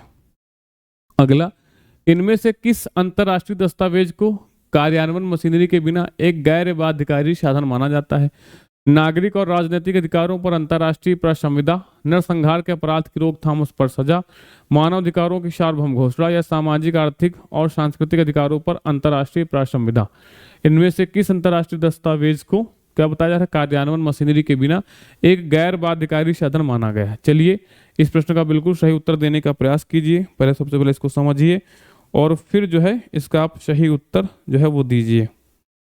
पहले तो ये समझो कि वास्तव में प्रश्न में कहा क्या जा रहा है। उसके बाद ही आप जो बिल्कुल सही उत्तर देने में सक्षम हो पाएंगे कि नहीं हो पाएंगे, ये भी बात सही है। सबसे पहले तो समझिए क्या उत्तर हो जाएगा इसका। वास्तव में universal declaration of human rights. Okay, तो जो आपका विकल्प सी है वो इस प्रश्न का बिल्कुल सही उत्तर है। इसके बाद बढ़ेंगे यहां से अगले प्रश्न की ओर।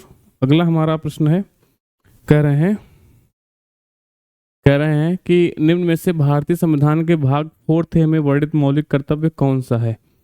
कौन सा है भाई? भारत सरकार की प्रशंसा करना, ये मौलिक कर्तव्य है आपका, कि कर भुगतान करना। हाँ, ये बड़ा इंपॉर्टेंट है। अगर यहाँ पर देखें हम थोड़ा सा इस वाले पे अगर हम मेंशन करें, इस वाले यहाँ पे जो लिखा हुआ स्टेटमेंट को, कि कर भुगतान का कर्तव्य, ड्यूटी टू पे टैक्स।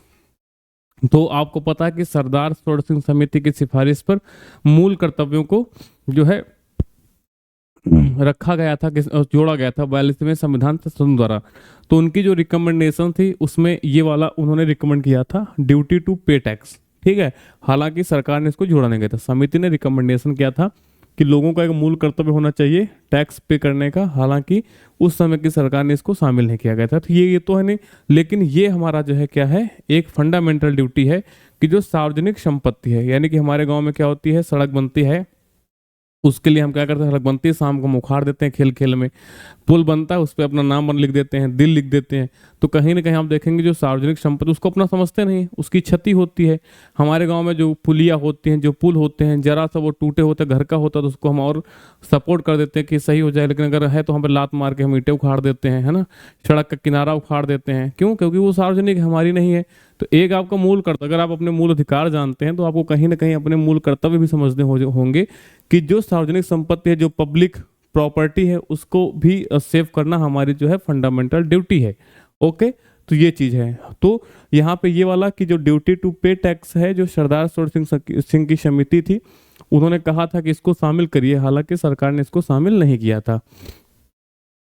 अगला है कि भारतीय संविधान के अनुच्छेद 19 में निम्न में से किस मौलिक अधिकार का उल्लेख नहीं है? किस मौलिक अधिकार का उल्लेख नहीं है? किसमें? 19 में। संगम और संघ बनाने की स्वतंत्रता बिल्कुल है ना। जीवन और व्यक्तिगत स्वतंत्रता का अधिकार, भारत के क्षेत्र में कहीं पर भी घूमने का अधिकार है। वाक और अभिव्यक्ति की स्वतंत्रता, लेकिन जो जीवन और व्यक्तिगत स्वतंत्रता है ये इसमें नहीं है। ये किसमें है? तो आप कहेंगे आर्टिकल 21 में आ जाएगी। राइट टू लाइफ किसमें है? तो आर्टिकल जो आपका 21 है वहां पे है। आर्टिकल 19 में ये चीज शामिल नहीं है। अगला है कि भारतीय संविधान की तीसरी अनुसूची से क्या संबंधित है? अनुसूचित क्षेत्रों और अनुसूचित जनजातियों का प्रशासन और नियंत्रण से। ये तो आर्टिकल ये तो आपकी शेड्यूल 5 हो जाएगी। केंद्र शासित प्रदेशों के नाम और उनका विस्तार, केंद्र और राज्य दोनों के नाम वगैरह कहाँ पर है? पहली शेड्यूल, फर्स्ट शेड्यूल में है। उसके बाद आप देखोगे यहाँ पे केंद्र और राज्यों के बीच शक्तियों का जो बंटवारा है वो कहाँ पे? आर्टिकल 7 आपकी शेड्यूल 7 में है। शपथ या अभिकथनों के प्रकार, आप देखेंगे जो शपथ वगैरह है ना, वो किस में है? जो शपथ वगैरह है ये किस में है? तो तीसरी अनुसूची में है। दूसरी में क्या है? इनके अलाउंसेस वगैरह है ना, दूसरे में अलाउंस वगैरह इनके हैं, ये सारी चीजें हैं। अगला है भारतीय संविधान का अनुच्छेद 243 एक किससे संबंधित है? ग्राम सभा से, पंचायतों के चुनाव से संबंधित नहीं है। ये आर्टिकल आपको 243 के है, इसके लिए व्यवस्था की गई है ना। पंचायतों के गठन की बात किस में की गई है? पंचायतों का 243 बी कहता है। पंचायतों की जो संरचना है वो 243 सी कहता है ना। विधायिका के पास इसका अधिकार है। ग्राम सभा की बात कहाँ पे की गई है? आर्टिकल 243 ए में की गई है। ग्राम सभा की बात 243 ए में की गई है ना। अगला, निम्न में से किस राज्य में द्विसदनीय विधानमंडल है? आपको पता है कि इस समय देश में 28 राज्य और 8 केंद्र शासित प्रदेश हैं, और 28 राज्यों में से 6 ऐसे राज्य हैं जहां पर बाई कैमरल लेजिस्लेचर है, यानी कि द्विसदनीय है। द्विसदनीय इन द सेंस मामला है कि विधानसभा भी है वहां पर और विधान परिषद भी। तो एक तो आपका उत्तर प्रदेश है, एक आपका बिहार है, एक महाराष्ट्र है, एक कर्नाटक है, एक तेलंगाना है, एक आंध्र प्रदेश है। तो 6 ऐसे राज्य हैं। पहले के कैसे इतने राज्य कैसे कितने थे? तो उनकी संख्या 7 थी। जम्मू कश्मीर भी शामिल था, अब जम्मू कश्मीर इसमें शामिल नहीं है। तो अब कितने बचे हैं? 6 ही। तो यहाँ पर अगर विकल्प देखा जाए तो कर्नाटका हो जाएगा। कर्नाटका में क्या है कि बाई कैमरल लेजिस्लेचर है ना। यहाँ पे देखो 3 बॉर्डर शेयर करते हैं।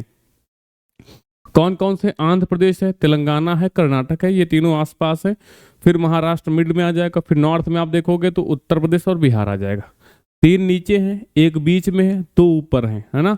कर्नाटका, आंध्र प्रदेश से निकला है तेलंगाना, ऐसे याद कर सकते हो। तो 3 तो ये हो गए। फिर महाराष्ट्र आपका चौथा हो गया, और फिर सबसे ऊपर देखेंगे तो बिहार, और फिर आपको उसके बगल में उत्तर प्रदेश। अगला है कि भारत के संविधान का निम्न में से कौन सा अनुच्छेद भारत सरकार के द्वारा या उसके खिलाफ किए गए मुकदमों से संबंधित है ना। भारत सरकार इसके खिलाफ जो मुकदमे होते हैं वो हो सकते हैं, ये एक इकाई के रूप में काम कर सकती है। जो भारत सरकार है या फिर इसके जो राज्य हैं वो एक इकाई, एक यूनिट के तौर पर अपना मुकदमा लड़ सकते हैं और इनके खिलाफ कोई मुकदमा कर सकता है। यानी कि आप भारत सरकार के खिलाफ भी मुकदमा कर सकते हो, आप किसी राज्य सरकार के खिलाफ भी मुकदमा कर सकते हो, है ना। तो ये जो संविधान इसको अधिकार देता है, कौन सा? आर्टिकल 300 में। आर्टिकल 300 में। तो जो विकल्प आपका ए है वो बिल्कुल सही उत्तर यहाँ पे है। अगला है कि परिपाटी के आधार पर समय समय पर संसदीय राजभाषा समिति के अध्यक्ष के रूप में किसको? सब डिटेल में बता चुके हैं। संसदीय राजभाषा के जो आपके जो क्या कहते हैं, जो अध्यक्ष के रूप में काम करते हैं वो कौन होते हैं? तो सेंट्रल जो होम मिनिस्टर होते हैं वही होते हैं ना। तो विकल्प जो ए है वो बिल्कुल यहाँ पर सही उत्तर है। विकल्प जो ए है वो बिल्कुल सही उत्तर है। अगले प्रश्न पे चलते हैं। अगला हमारा प्रश्न है, अगला प्रश्न, निम्न में से कौन सा सिद्धांत माल और सेवाओं के आयात और निर्यात से संबंधित नीतियों में सभी देशों के साथ समान व्यवहार करने के लिए सदस्य देशों का आह्वान करता है? उचित मूल्य का भुगतान, संघ की स्वतंत्रता, सुरक्षित कार्यदशा या मोस्ट फेवरेट नेशन? तो ये तो मोस्ट फेवरेट नेशन हो जाएगा आपका। अभी आप देखेंगे कि जो स्विट्जरलैंड है, अगर करंट की बात कर ली जाए तो स्विट्जरलैंड ने भारत को मोस्ट फेवरेट नेशन की जो लिस्ट है वहां से उसको बाहर कर दिया है ना। तो इसका सही उत्तर क्या हो जाएगा? विकल्प डी, मतलब बाहर कर दिया है। अगला है, कुछ मौलिक कर्तव्यों के कार्यान्वयन के लिए कानूनी प्रावधानों के अस्तित्व की पहचान कौन सी समिति ने की थी? कुछ मौलिक कर्तव्यों के कार्यान्वयन के लिए ये पहचान की थी वर्मा कमेटी ने। वर्मा कमेटी का गठन कब हुआ था? वर्मा कमेटी का गठन हुआ था 1998 में, 1998 ना। तो कुछ मौलिक कर्तव्यों के कार्यान्वयन के लिए कानूनी प्रावधान होने चाहिए, ऐसा जो है वो किया था वर्मा कमेटी ने। ठीक है, जो आपकी आरवी गुप्ता समिति है ये भी 1996-97 के आसपास गठित हुई थी, है ना। जो क्रेडिट कार्ड नहीं आए थे तो इसी समिति की सिफारिश पर कहीं ना कहीं जो क्रेडिट कार्ड वगैरह आए थे वो आए थे ना, का आरवी गुप्ता कमेटी की सिफारिश पर। जो ये आपकी देखेंगे राजा चलैया समिति है, कर सुधार, टैक्स रिफॉर्म से संबंधित है, कर सुधार से संबंधित ये आपकी समिति है। तो वर्मा समिति है। वर्मा समिति का गठन कब हुआ था? 1998 में, है ना।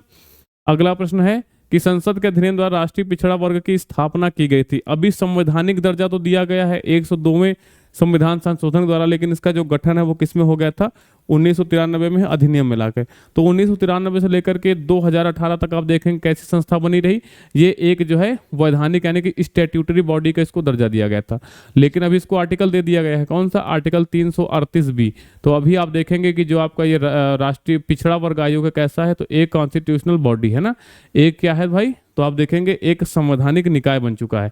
अगला है कि भारतीय राष्ट्रीय कांग्रेस की ओर से किसने घोषणा की थी कि स्वतंत्र भारत के संविधान को संविधान सभा द्वारा बिना बाहरी हस्तक्षेप के तैयार किया जाना चाहिए? तो ऐसी घोषणा की थी उस समय के जो देश के बाद में राष्ट्रपति प्रधानमंत्री बनते हैं पंडित जवाहरलाल नेहरू का ये स्टेटमेंट था, बहुत इंपॉर्टेंट है। मुख्य निर्वाचन अधिकारी की नियुक्ति कौन करता है? तो मुख्य निर्वाचन अधिकारी की नियुक्ति सब बता चुके हैं, आपके देश के राष्ट्रपति करते हैं। भारत के संविधान का अनुच्छेद राज्य को अनुसूचित जाति की उन्नति के लिए विशेष प्रावधान करने का अधिकार देता है। तो ये आप करता है आर्टिकल आपका 15 क्लॉज 4, आर्टिकल 15 क्लॉज 4। तो विकल्प जो सी है वो प्रश्न का बिल्कुल यहाँ पर सही उत्तर हो जाएगा। भारत में किसी राज्य की विधानसभा के लिए अधिकतम संभव सदस्यों की संख्या कितनी होनी चाहिए? ये कहता है कि अधिकतम 500 होने चाहिए, और न्यूनतम कितने होने चाहिए? तो न्यूनतम भाई मिनिमम कितने होने चाहिए? मिनिमम होने चाहिए 60, और मैक्सिमम होने चाहिए कितने? 500, है ना। और हालांकि कुछ ऐसे राज्य हैं जिनके अपवाद भी हैं, उनकी संख्या आप देखेंगे 500 से कम भी वहां पर सीटें हैं। अगला है, भारतीय संविधान के 8वीं अनुसूची किससे संबंधित है? 8वीं अनुसूची में भाई 22 भाषाएं हैं आपकी, 22 भाषाएं हैं। हालांकि यहाँ पर आप देखेंगे कि मूल संविधान में भाषाएं कितनी थी ऑफिशियल? तो आप कहेंगे इनकी जो है संख्या थी 14। फिर 8 जो ऐसी भाषाएं हैं जो बाद में जोड़ी गई हैं, 8 ऐसी भाषाएं हैं जो बाद में जोड़ी गई हैं। तो क्या ये एक साथ जोड़ी गई हैं? नहीं, अलग अलग जोड़ी गई हैं। जैसे सबसे पहले हुआ था 21वां संविधान संशोधन, ठीक है। कब हुआ था ये? 1967 में, और जोड़ा गया था 1967 में, और जोड़ा गया था कौन सी? सिंधी भाषा को, सिंधी भाषा को जोड़ा गया था, सिंधी भाषा को जोड़ा गया था ना। एक फिर आपका यहां पर होता है 71वां संविधान संशोधन, 71वां ही तो है। ये होता है कब? 1992 में, 1992 में 71वां संविधान संशोधन होता है। कब? 1992 में। और इसके तहत आप देखेंगे नेपाली, नमक, नमक से याद कर सकते हो, नेपाली, मणिपुरी,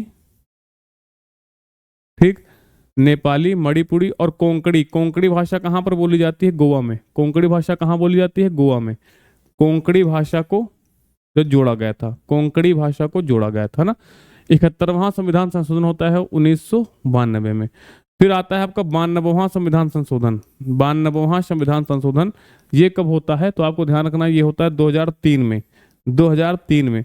और इसके तहत आप देखें कौन कौन सी? इसके तहत आप देखेंगे बोडो, डोगरी, मैथिली, संथाली। कौन कौन सी भाई? बोडो, बोडो, डोगरी, मैथिली और संथाली।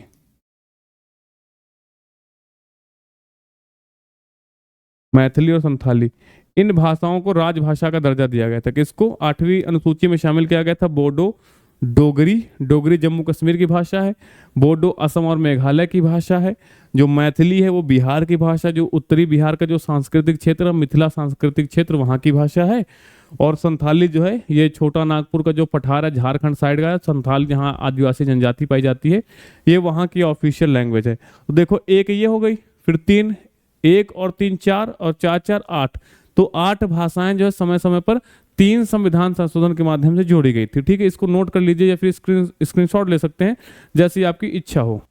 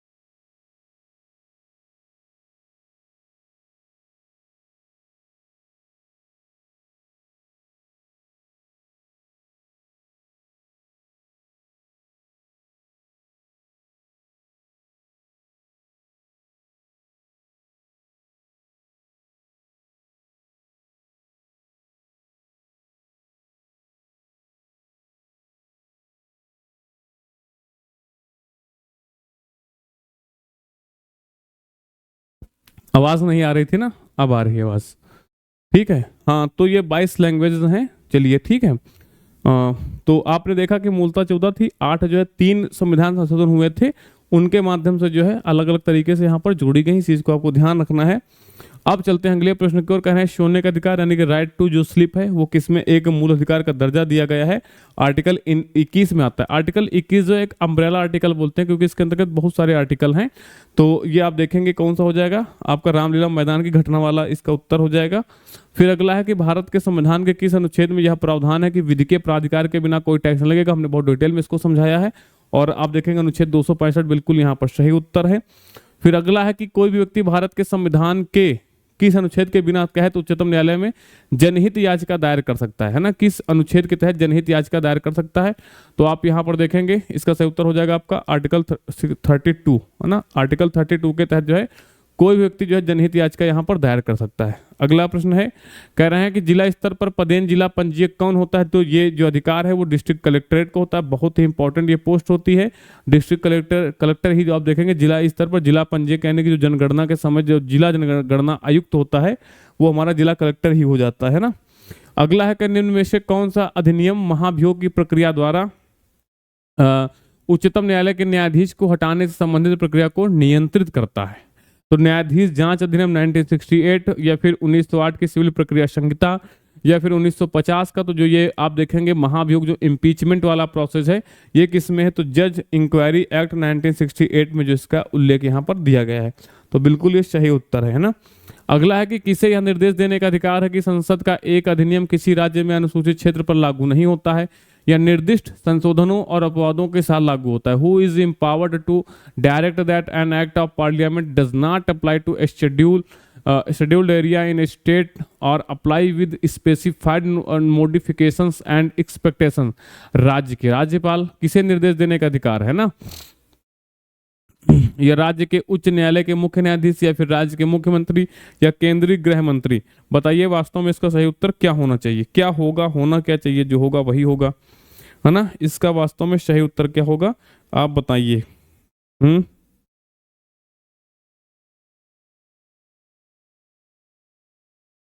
हम्म हम्म हम्म हम्म, हम्म।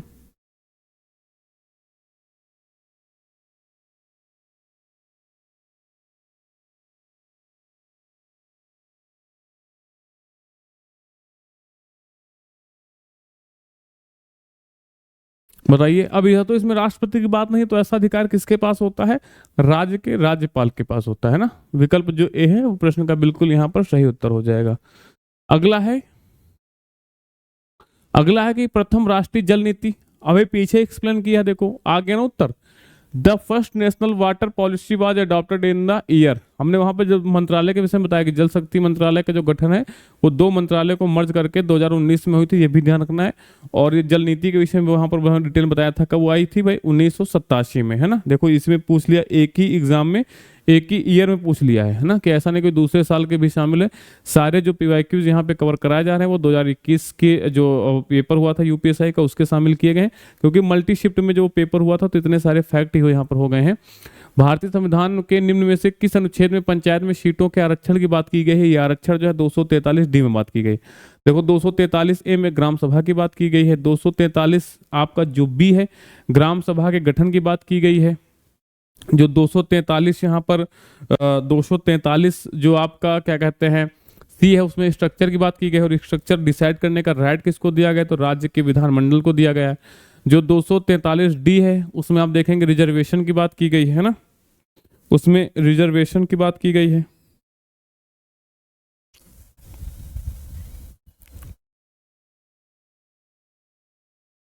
उसमें रिजर्वेशन की बात की गई है। फिर 243 जो ई है उसमें टर्म की बात की गई है। जो 243 एफ है उसमें जो आप देखेंगे कि शक्तियों के विषय में बात की गई है। फिर आपके लिए इंपॉर्टेंट क्या है, 243 आई उसमें फाइनेंस कमीशन की बात की गई, स्टेट फाइनेंस कमीशन। फिर 243 जो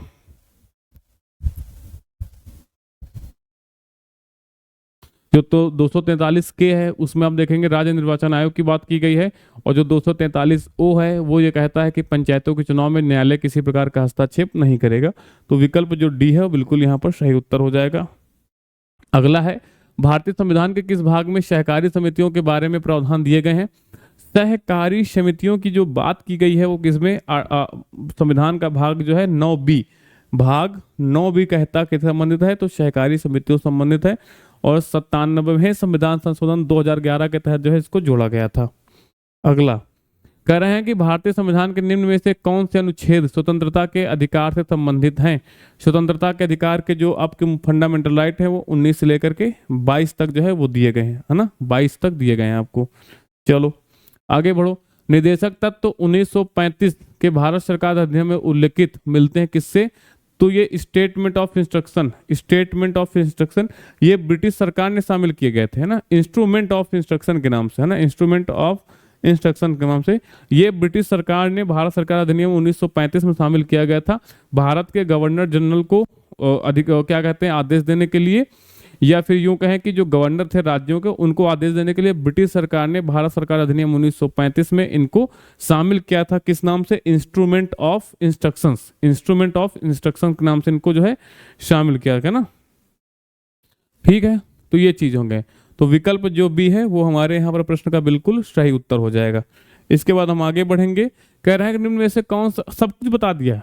अब जो फंड आपकी डीपीएसपी में आप स्टार्टिंग थोड़ा देखिए, बार बार वही चीज थोड़ा रिपीट करेंगे, इसे रिपीट करेंगे, क्लास लंबी होगी, आपका टाइम वेस्ट होगा, क्या ही मतलब निकलेगा, है ना। निम्न में से कौन सा संवैधानिक संशोधन अधिनियम एक राजनीतिक दल से दूसरे में दल बदल के आधार पर संसद और राज्य विधानमंडल के सदस्यों की अयोग्यता का प्रावधान करता है। सब बता चुके हैं, है ना, कि क्या कैसे कैसे प्रावधान है, कितने लोगों के साथ जाएंगे तो आपका जो है वो रद्द हो जाएगा, मंत्री पद भी चला जाएगा। और फिर इसमें बाउंडेशन कौन लगाता है, पहले 1/3 था, फिर 2/3 कर दिया गया, किसके द्वारा, तो 90 जो 1th कॉन्स्टिट्यूशनल अमेंडमेंट था उसके थ्रू, है ना। तो ये था एंटी डिफेक्शन लॉ, कौन सी शेड्यूल जोड़ी गई थी, 10th शेड्यूल इसमें ऐड की गई थी हमारे कॉन्स्टिट्यूशन में। चलो फिर अगला कि निम्न में से किसको अधःस्थिति यानी कि लोकल स्टैंडी के पारंपरिक नियम में छूट देकर भारतीय न्यायिक प्रणाली में प्रस्तावित किया गया है ना। न्यायिक समीक्षा को, जनहित याचिका को, तो पब्लिक इंटरेस्ट लिटिगेशन जिसको पीआईएल बोलते हैं, जिसके जो कॉन्सेप्ट हमने कहाँ से अडॉप्ट किया है, तो यूएसए के कॉन्स्टिट्यूशन से, और पीएन भगवती को भारत में इसका प्रणेता माना जाता है, प्रवर्तक माना जाता है। अगला है कि निम्न में से किस संस्थान ने भारत में जनहित याचिका की शुरुआत की है। तो जनहित याचिका के शुरू करने में जो उच्चतम न्यायालय का बहुत बड़ा योगदान रहा है। तो विकल्प जो बी है वो बिल्कुल यहाँ पर सही उत्तर हो जाएगा, सुप्रीम कोर्ट आपका, पीआईएल, है ना। चलो आगे है कि किस वर्ष में भारत सरकार ने केंद्र राज्य संबंधों के बारे में अध्ययन करने के लिए न्यायमूर्ति, अभी पीछे बताया है, अब गठन की बात कर रहे हैं, गठन होगा जाएगा आपका 2007। अगर यहाँ पर बात करते किसकी बात करते, अगर यहाँ पर रिपोर्ट की बात करते तो 2010। इसने रिपोर्ट कब दिया था, पुंछी एम पुंछी ने, तो इन्होंने रिपोर्ट दी थी अपनी 2010 में, है ना। गठित कब हुई थी, 2007 में। अगला प्रश्न कह रहे हैं भारतीय संविधान का कौन सा अनुच्छेद उल्लेख करता है कि मंत्रिपरिषद सामूहिक रूप से लोकसभा के प्रति उत्तरदायी होगी।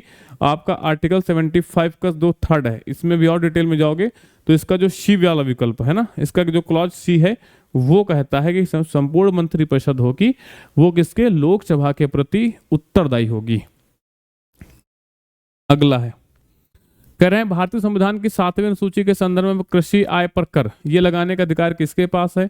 यूनियन लिस्ट में है, रेजिडुअरी यानी कि अवशिष्ट पावर में तो ऐसा तो कुछ है नहीं अवशिष्ट पावर इसमें, तो ये तो होगा नहीं, या फिर कॉन्करेंट लिस्ट में या फिर स्टेट लिस्ट में। तो आप देखेंगे एग्रीकल्चर पर जो टैक्स लगाने का जो राइट है ना वो किसको दिया गया है, तो स्टेट लिस्ट में है, यानी कि स्टेट गवर्नमेंट को यहाँ पर दिया गया है ना। इस चीज को हमें समझना होगा। अगला देखो कह रहे हैं कि राज्य मानवाधिकार आयोग के कितने सदस्य हो सकते हैं अध्यक्ष को छोड़ करके।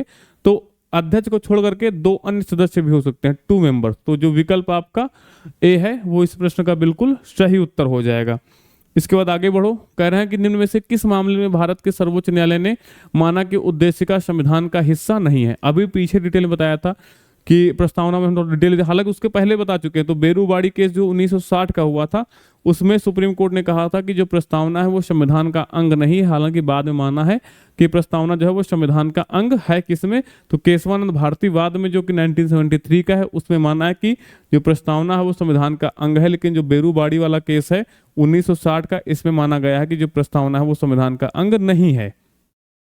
तो इसका मतलब यहाँ पर संशोधन भी नहीं कर सकती। लेकिन जब 1973 में कहा है सुप्रीम कोर्ट ने कि नहीं प्रस्तावना संविधान का अंग है, उसमें संशोधन हो सकता है, तो सुप्रीम कोर्ट ने समय समय पर इसमें संशोधन किया है ना। ये सारी चीजें हैं और इनको आपको ध्यान रखना है। चलो भाई आगे बढ़ो। अगला है 1953 में भारत की केंद्र सरकार द्वारा गठित राज्य पुनर्गठन आयोग के अध्यक्ष कौन थे, नहीं बताया आपको। इसमें सदस्य कितने थे, कैसे इसका इतिहास था, इसकी सिफारिश पर क्या क्या आता है। इसी की सिफारिश पर आप देखेंगे राज्यों का पुनर्गठन होता है। इसी की सिफारिश पर जो है भाषाई अल्पसंख्यकों के लिए एक अधिकारी की नियुक्ति होती है। किस आर्टिकल के तहत नियुक्ति होती है, अगर हम उसकी बात करें कि किस आर्टिकल के तहत नियुक्ति होती है, एक नया आर्टिकल ही जोड़ा गया था। तो जो आपका संविधान का भाग 17 है, कहां से कहां तक है, तो आप कहेंगे 343 से लेकर के 351 तक है। कौन सा भाग 17, इसी में एक आर्टिकल निकल के आता है जो कि बाद में जोड़ा गया था इसी की सिफारिश पर, है ना, राज्य पुनर्गठन आयोग की सिफारिश पर, अनुच्छेद 350 का बी। इसका नाम क्या है, भाषाई अल्पसंख्यकों का आयुक्त।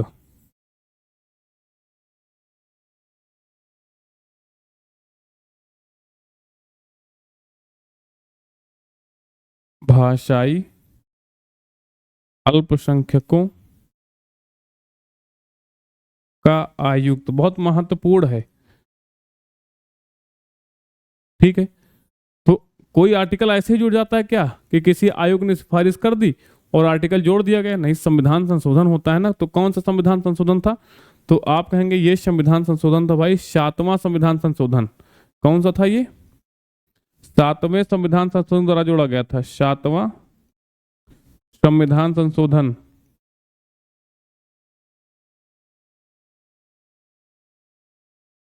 सातवां संविधान संशोधन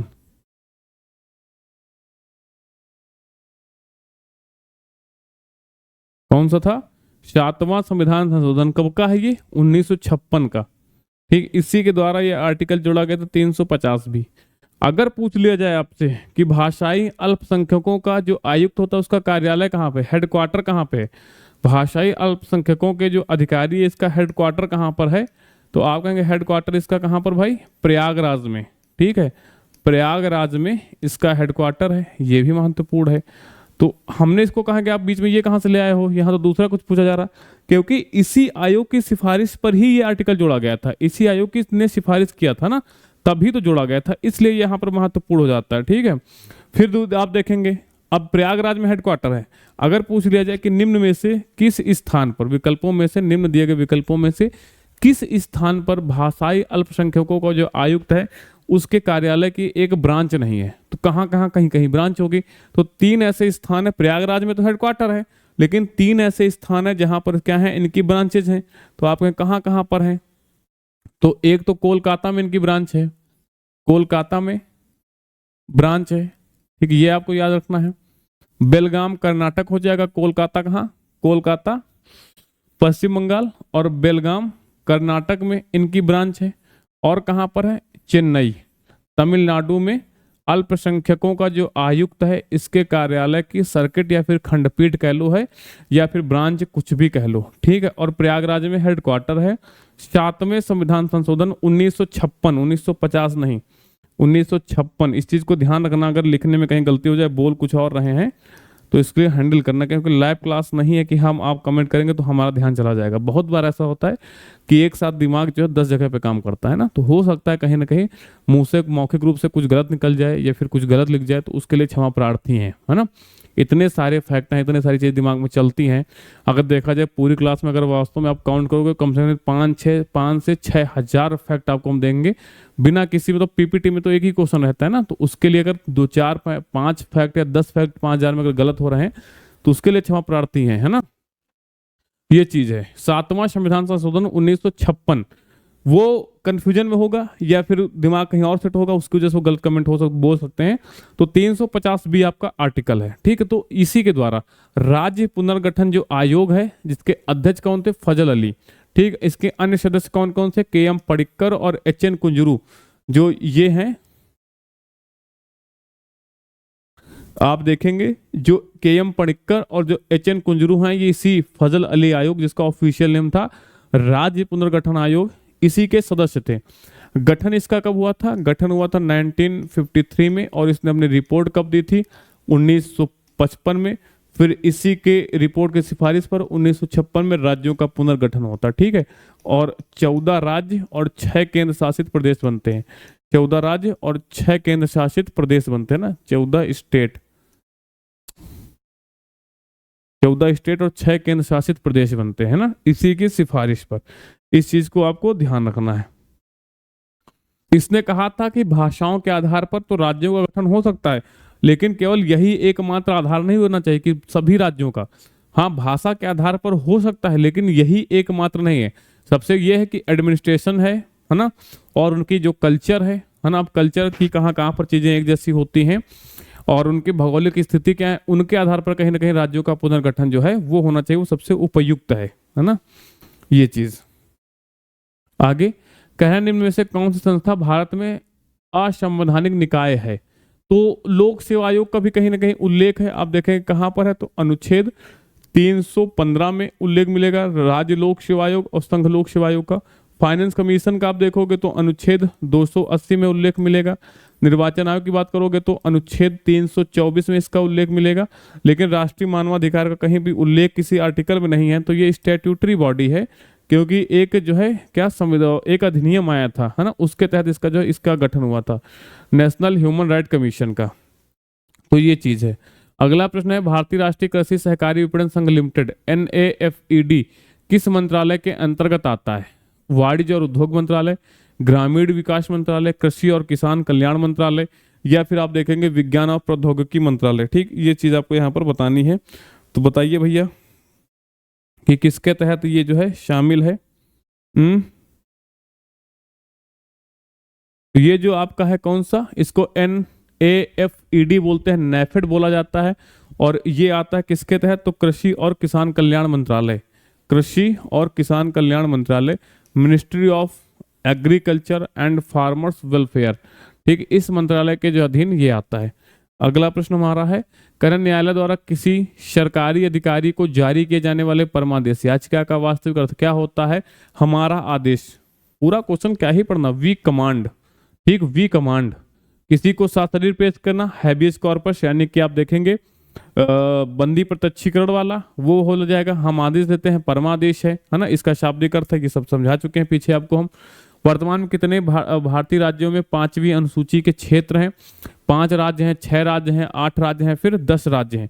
बताइए इसका सही उत्तर वास्तव में क्या होगा? तो आप कहेंगे 10 ऐसे राज्य हैं जहां पर 5वीं अनुसूची के क्षेत्र हैं, है ना। और 6ठी अनुसूची में 4 राज्यों का उल्लेख है, और जो 5वीं अनुसूची जो है वो 10 राज्यों में वर्णित है, 10 राज्यों में फैली हुई है ना। इस तरीके से आप इनका उत्तर देंगे। अगला प्रश्न, भारत में राष्ट्रीय कंपनी न्यायाधिकरण का, जब हमने आपको ट्रिब्यूनल्स पढ़ाए थे सबसे पहले, जब क्वेश्चन आया था कि कौन सा भाग जो है वो ट्रिब्यूनल से संबंधित, तो आर्टिकल 14A जो कि जोड़ा गया था 42वें संविधान संशोधन द्वारा। तो ट्रिब्यूनल्स क्या होते हैं? अर्ध न्यायिक निकाय होते हैं। हमने भी बताया था किस तरीके से परंपरागत न्यायालय से अलग होते हैं, उनके पास कौन कौन से अधिकार हैं, कौन कौन से ट्रिब्यूनल्स हैं। तो उसमें AFT वाला बताया था, नालसा वाला बताया था, NGT वाला बताया था, है ना। ये सारे आपको हमने बताया था। तो वही कंपनी वाला भी बताया था कि जो कंपनी अधिनियम आया था अभी हाल ही में, जो है कंपनी अधिनियम आया था, जिसके तहत CSR की जो है वो कॉन्सेप्ट निकल के आया था कंपनी अधिनियम के तहत, जिसमें 2% कंपनियां जो है वो सामाजिक उत्तरदायित्व में लगाती हैं। ये कंपनी एक्ट आया था भाई 2013 में, 2013 में। इसी के तहत जो है 2016 में आप देखेंगे कि इसका नेशनल कंपनी लॉ ट्रिब्यूनल, है ना, national company law tribunal NCLT की स्थापना होती है। NCLT की स्थापना होती है तो कब होती है? सही उत्तर 2016 में। किस अधिनियम के तहत होती है? तो आप कहेंगे ये होती है भाई अधिनियम, कंपनी अधिनियम 2013 के अकॉर्डिंग, है ना। अब आते हैं एक महत्वपूर्ण विषय पर।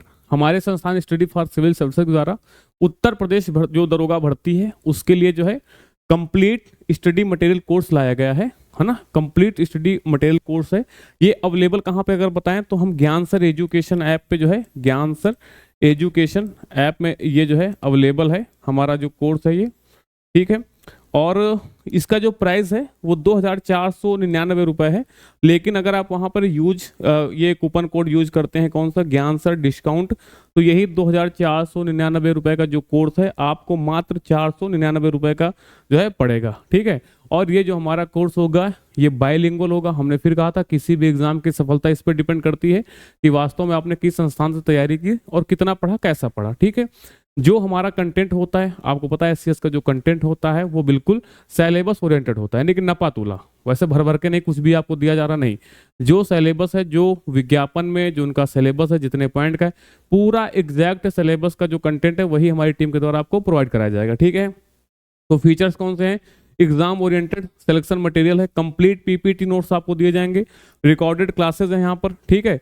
और जो 2017 का UPSI का पेपर हुआ है, जो 2021 में मल्टी शिफ्ट में UPSI का पेपर हुआ है, सबका रिव्यू लेने के बाद ही आप यहाँ पर देखेंगे जो हमारा कंटेंट है वो तैयार किया गया, उसी आधार पर टीचर्स ने यहाँ पर आपको पढ़ाया भी, ठीक है। तो एक्सपीरियंस टीचर के थ्रू ये कंटेंट जो है बिल्कुल डिलीवर किया गया है। और इसकी जो वैलिडिटी होगी वो टिल एग्जाम अथवा जो है 2026 तक, उसके पहले आपको पता है कि एग्जाम लगभग जनवरी या फिर दिसंबर में होने की पूर्ण संभावना है, ठीक है। तो आप अपनी तैयारी को और शार्प कर सकते हैं। और मात्र 499 रुपए का आप ऐप डाउनलोड कर लीजिए। नोटिफिकेशन के थ्रू जो है इसमें डिस्काउंट कभी कम कभी ज्यादा होता रहता है, उम्मीद रहती है कम ही रहेगा, है ना। तो आप नोटिफिकेशन के थ्रू जो है उसकी जानकारी कर सकते हैं। ये कोर्स है कहाँ पर? तो ज्ञान सर एजुकेशन में, और हमारा कोर्स बायलिंगुअल है, ठीक है। ये भी ध्यान देना है, दोनों ही माध्यम के लिए हमारा कोर्स जो है अवेलेबल है। नेक्स्ट अगर बात करें यहाँ पर हम टेस्ट सीरीज की, तो वो भी हमारी बायलिंगुअल टेस्ट सीरीज है, ये भी ज्ञान सर एजुकेशन ऐप में है। और उसके बाद अगर आप वहाँ पर ज्ञान सर डिस्काउंट जो है ये कूपन कोड यूज करते हैं तो 499 रुपये में आपको 80% को ऑफ हो जाएगा, और मात्र ये 99 रुपये के मिलेंगे, ठीक है। और इनकी जो संख्या होगी वो 30 यानी कि 30 टेस्ट सीरीज होंगी, जिसमें आप देखेंगे यहाँ पर कि 20 टेस्ट सीरीज आपकी सेक्शनल होंगी और 10 टेस्ट सीरीज आपकी फुल लेंथ होंगी, ठीक है। 30 टेस्ट सीरीज काफ़ी होती हैं और बिल्कुल इनका यहाँ पर भी जो टेस्ट सीरीज आपकी बनाई गई हैं वो आपके सिलेबस ओरिएंटेड ही है, ठीक है।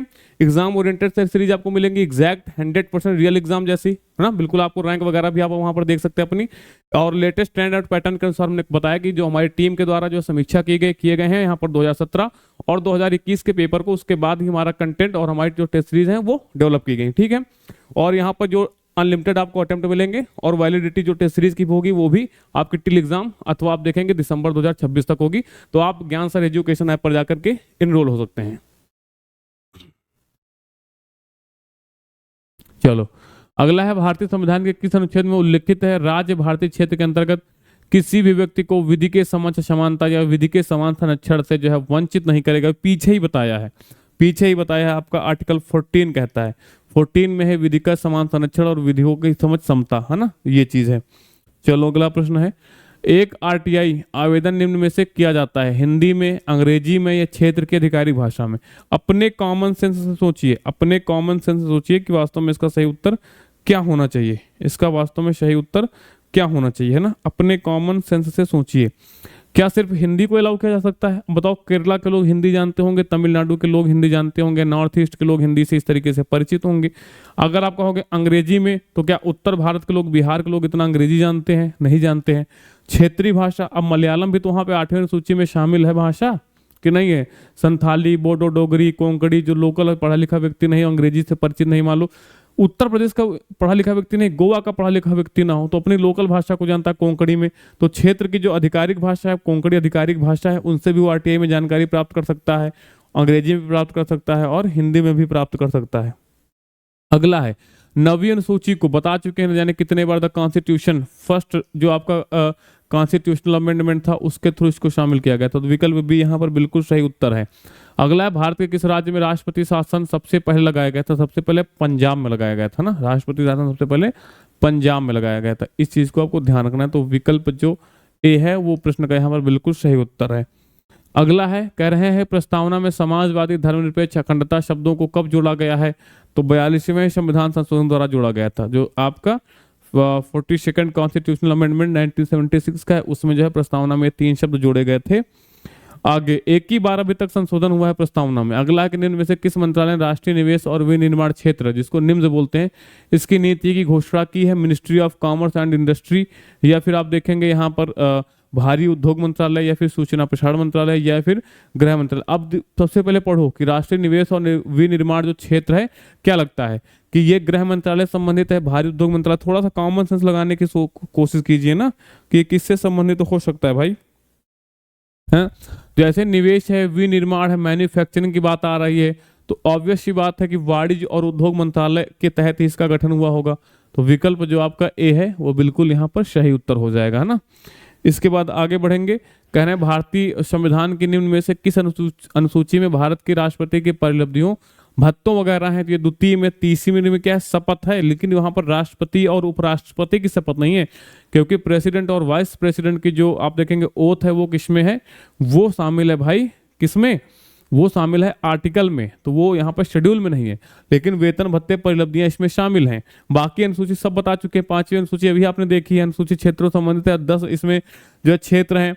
जो 4वीं अनुसूची वो राज्यसभा के सीटों के आवंटन से है। जो 8वीं अनुसूची है वो 22 भाषाओं से, अभी पीछे हमने बताया है कि मूलतः 14 भाषाएं थी, 3 ऐसे संविधान संशोधन होते हैं, हालांकि टोटल होते हैं 4 संविधान संशोधन। एक बार उड़िया को वहां पर ओडिया भाषा किया गया, उड़िया को ओडिया किया गया, उसके लिए भी संविधान संशोधन किया गया ऑफिशियली। उत्तर प्रदेश से लोकसभा में कितने सदस्य जाते हैं? 80 सदस्य जाते हैं। 31 राज्यसभा के हैं, 80 लोकसभा के हैं, 403 आप देखेंगे विधानसभा में, लेजिस्लेटिव असेंबली में है, और 100 मेंबर कहां पर? लेजिस्लेटिव काउंसिल में है। जनसंख्या के आधार पर जनसंख्या सबसे अधिक है तो होंगे ही 80। अगला है कि निम्न में से किस विषय में संसद और राज्य विधानमंडल दोनों को कानून बनाने का अधिकार प्राप्त है? किसमें होगा? जब कोई विषय किसका होगा? कॉन्करेंट लिस्ट का होगा, तभी दोनों को है। तो क्रिमिनल लॉ में दोनों ही जो है इसमें कानून बना सकते हैं, तो विकल्प जो बी है वो बिल्कुल यहाँ पर सही उत्तर हो जाएगा। अगला है, भारतीय संविधान के किस अनुच्छेद में उल्लेख है कि धर्म, एक वर्ड एक मिस कर देंगे आपका क्वेश्चन गलत हो जाएगा, है ना, कि आर्टिकल, इस आर्टिकल में किसका उल्लेख है, तब ऐसे करके पूछेंगे। धर्म है, मूल वंश, धर्म, मूल, वंश, जाति अथवा लिंग के आधार पर कोई व्यक्ति विशेष निर्वाचन नामावली में शामिल होने के लिए, शामिल किए जाने का दावा किए जाने के लिए अपात्र नहीं होगा। इस आधार पर, बाकी हो सकता है लेकिन इस आधार पर नहीं होगा। किसमें? धर्म, मूल, वंश, जाति, इन सभी के आधार पर जो है वंचित नहीं किया जाएगा। इस चीज को आपको ध्यान रखना है।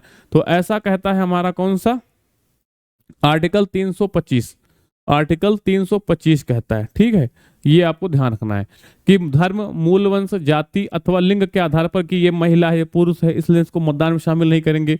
ये हिंदू है, मुसलमान है, पारसी है, जैन है, इस आधार पर नामावली में शामिल नहीं किया जाएगा निर्वाचन नामावली में।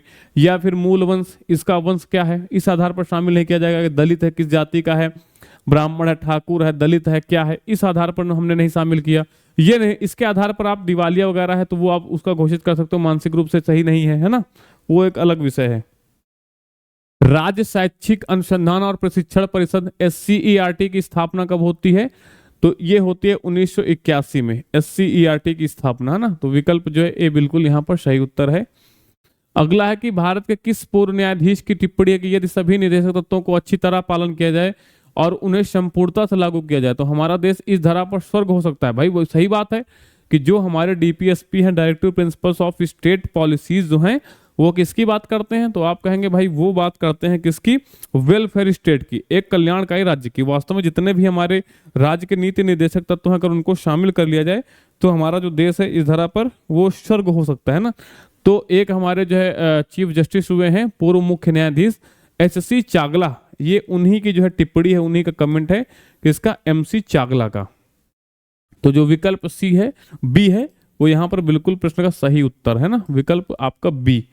चलो अगला प्रश्न है, कह रहे हैं कि डैश के मामले में समलैंगिक सेक्स सहित वयस्कों के बीच सहमति से सेक्स को भारत के सर्वोच्च न्यायालय द्वारा अपराध से मुक्त किया गया है। नवतेज सिंह जौहर बनाम भारत संघ में, पथुम्मा बनाम केरल राज्यवाद में, या फिर People's Union for Civil Liberties बनाम महाराष्ट्र राज्य में, या डेनियल लतीफी बनाम भारत संघवाद में, किसमें ऐसा किया गया है? तो नवतेज सिंह जौहर वाला केस जो है बहुत ही फेमस हुआ है ना। किस मामले में? समलैंगिक जो सेक्स LGBT वाला है ना, जिसमें लेस्बियन, गे, ट्रांसजेंडर है ना, ये सभी शामिल किए गए थे। जो एक अलग प्रकार का एक लैंगिक समूह है ना, LGBTQ+ है वो, LGBTQ नहीं, उसके अलावा भी बहुत सारे ऐसे होते हैं कि वो भौतिक रूप से वो आप देखेंगे फीमेल की बॉडी होती है लेकिन बायोलॉजिकली वो मेल होते हैं, या आप देखेंगे वो फिजिकली रूप से क्या होते हैं, मेल होते हैं, बायोलॉजिकली रूप से क्या होते हैं, फीमेल होते हैं। तो इस तरीके से बहुत सारे ग्रुप होते हैं, या दोनों का मिड हो जाते हैं, है ना। ऐसे रेयर टू रेयरेस्ट आपके जो बच्चे होते हैं, तो उनके भी वास्तव में अगर सोचा जाए, उनकी जगह पे खुद को खड़ा करके देखो, समाज में किस तरीके से उनका मजाक उड़ाया जाता है, लोग उनको भद्दी नजर से देखते हैं ना। तो उनको यहाँ पे राइट दिए गए हैं ना, यानी कि अपराध से मुक्त कर दिया गया है। सहमति से सेक्स के मामले, समलैंगिक सेक्स की बात यहाँ पर, सॉरी LGBTQ वाला नहीं है, ये समलैंगिक सेक्स वाला है। कि महिला महिला से शादी कर सकती है, पुरुष पुरुष से। वो दिमाग मेरे कुछ और था, है ना, वही बता रहे हैं ना कि एक जैसा कई जगह पे। हाँ, ये बात कर रहे हैं किसकी? समलैंगिक सेक्स की बात कर रहे हैं, यानी कि पुरुष पुरुष से विवाह करना या फिर महिला का महिला से विवाह करना भारत में अपराध नहीं है। कब से अपराध नहीं है? तो नवतेज सिंह जौहर वाला जो केस था वो बहुत फेमस केस है, इसी के तहत जो है ये हटाया गया है ना। तो विकल्प जो A है वो बिल्कुल यहाँ पर सही उत्तर है। हालांकि LGBTQ वाला वो भी काफी महत्वपूर्ण है क्योंकि चर्चा में है, क्योंकि ऐसे लोगों को आप देखेंगे आप राइट दिए जा रहे हैं ना, इस समाज की मुख्य धारा में आ रहे हैं, अपने आप को कहीं ना कहीं अपनी भावनाओं को दबा कर रखते थे और समाज में अपने खुल करके बात करने में, अपनी भावनाओं को बताने में कहीं ना कहीं इनको हेजिटेशन होता था कि समाज में क्या कहा जाएगा। लेकिन इनकी आवाज़ को आप देखेंगे कि जो सोशल मीडिया उसके मुख्य रूप से आप देखेंगे कि उनकी जो भावनाएं हैं, उनके जो सामाजिक उनके जो कर्तव्य है, उनके जो अधिकार हैं, उसको कहीं ना कहीं लोग प्रमोट कर रहे हैं ना। तो ये बिल्कुल सही उत्तर हो जाएगा विकल्प A यहाँ पर। अगला के निम्न में से कौन सा भारत में एक मौलिक अधिकार नहीं है? मौलिक अधिकार नहीं है, कानून के समक्ष समानता का अधिकार है, तो बिल्कुल मौलिक अधिकार हमारा है। या फिर सहकारी समितियों के गठन का अधिकार, है ना, सहकारी समितियों के गठन का अधिकार, शिक्षा का अधिकार, ये तो दिया ही गया है आर्टिकल 21A में। बेरोजगारी के मामले में सार्वजनिक सहायता का अधिकार, इनमें से कौन सा फंडामेंटल राइट नहीं है? बताइए भाई, इनमें से कौन सा नहीं है? तो आप कहेंगे इसमें हो जाएगा आपका कौन सा? बेरोजगारी के मामले में सार्वजनिक सहायता का अधिकार। अगर ऐसा होता तो देश में इतनी बेरोजगारी है, ये आपको देते ना बेरोजगारी भत्ता, देते क्या? इनका मन होता है भाई, सरकारों का जब मन होता लगता है कि चुनाव आने वाले हैं, कोई ऐसा मुद्दा लेके आओ ताकि लोग हमारी पार्टी को वोट दें। तो कहीं ना कहीं गाहे बगाहे आपको महीने का 1000 1500, जैसे कुत्ते नहीं लोग पालते हैं उस तरीके से आपको पकड़ाते, है ना, जब इनको लगता। हालांकि फंडामेंटल अगर राइट होता तो इनको देना ही पड़ता कि अगर कोई ग्रेजुएशन किया हुआ युवा है और बेरोजगार है तो भाई उसको आप देंगे ही देंगे, भाई फंडामेंटल राइट है ना, राइट नहीं है ये आपका। स्वतंत्र भारत के सर्वोच्च न्यायालय के प्रथम मुख्य न्यायाधीश कौन थे? न्यायमूर्ति हरिलाल जेक सुनदास कानिया। तो आपको पता है कि जेके कानिया थे, तो विकल्प ए है बिल्कुल सही उत्तर यहाँ पर। अगला आप देखेंगे यहाँ पर प्रश्न क्या है, भारतीय संविधान के संदर्भ में राज्य के महाधिवक्ता पद का कार्यकाल क्या होता है? कोई नियत कार्यकाल नहीं है ना, कोई नियत कार्यकाल नहीं है, ना ही राज्य के महाधिवक्ता का कोई नियत कार्यकाल है और ना ही अटॉर्नी जनरल ऑफ इंडिया का। इसके पहले अटॉर्नी जनरल ऑफ इंडिया का आपने देखा था। निवारक निरोध अधिनियम कब आया था? 1950 में आया था ना। प्रिवेंटिव डिटेंशन एक्ट कब आया था? 1950 में आया था। अगला है कि निम्न में से कौन सी जनहित याचिका स्वास्थ्य के अधिकार को संदर्भित करती है? PUDR बनाम भारत संघ, रतलाम बनाम जो है वर्धीचंद, या विंसेंट बनाम भारत संघ, या फिर मिनर्वा मिल्स बनाम भारत संघ। बताइए 377 का सही उत्तर क्या होगा? इसका सही उत्तर क्या होगा, है ना। तो आप कहेंगे ये बात यहां पर किसकी कर रहे हैं, किसकी बात यहां पे कर रहे हैं? तो विंसेंट बनाम भारत संघ, विंसेंट बनाम भारत संघ, यानी कि जो विकल्प डी है वो इस प्रश्न का बिल्कुल यहाँ पर सही उत्तर हो जाएगा ना, विंसेंट बनाम भारत संघ। अगला प्रश्न है, कह रहे हैं कि भारतीय संविधान के संदर्भ में मौलिक कर्तव्यों के संबंध में निम्न में से कौन सा कथन सही है? पढ़िए प्रश्न को, कौन सा कथन सही है? इसे संसद के कानून द्वारा लागू नहीं करवाया जा सकता है, कानून की अदालत में विचार योग्य नहीं होते हैं जब उनका उल्लंघन किया जाता है, या फिर कानून की अदालत में दंडनीय होता है। मौलिक कर्तव्यों के संबंध में कथन सही है, कानून की अदालत में दंडनीय होता है जब इनका उल्लंघन, मौलिक कर्तव्यों का अगर आप उल्लेख करते हो तो क्या दंड मिलता है आपको? गलत माना जाएगा। 42वें संविधान संशोधन को शामिल किए जाने के बाद इनमें संशोधन नहीं किया गया, गलत है, ये भी गलत है। दंडनीय होता है, ये भी गलत है ना। उसके बाद आप देखते हो, आपको मालूम नहीं है कि 86वां संविधान संशोधन द्वारा शामिल किया गया था 11वां आर्टिकल, तो ये भी स्टेटमेंट गलत है, ये भी स्टेटमेंट गलत है।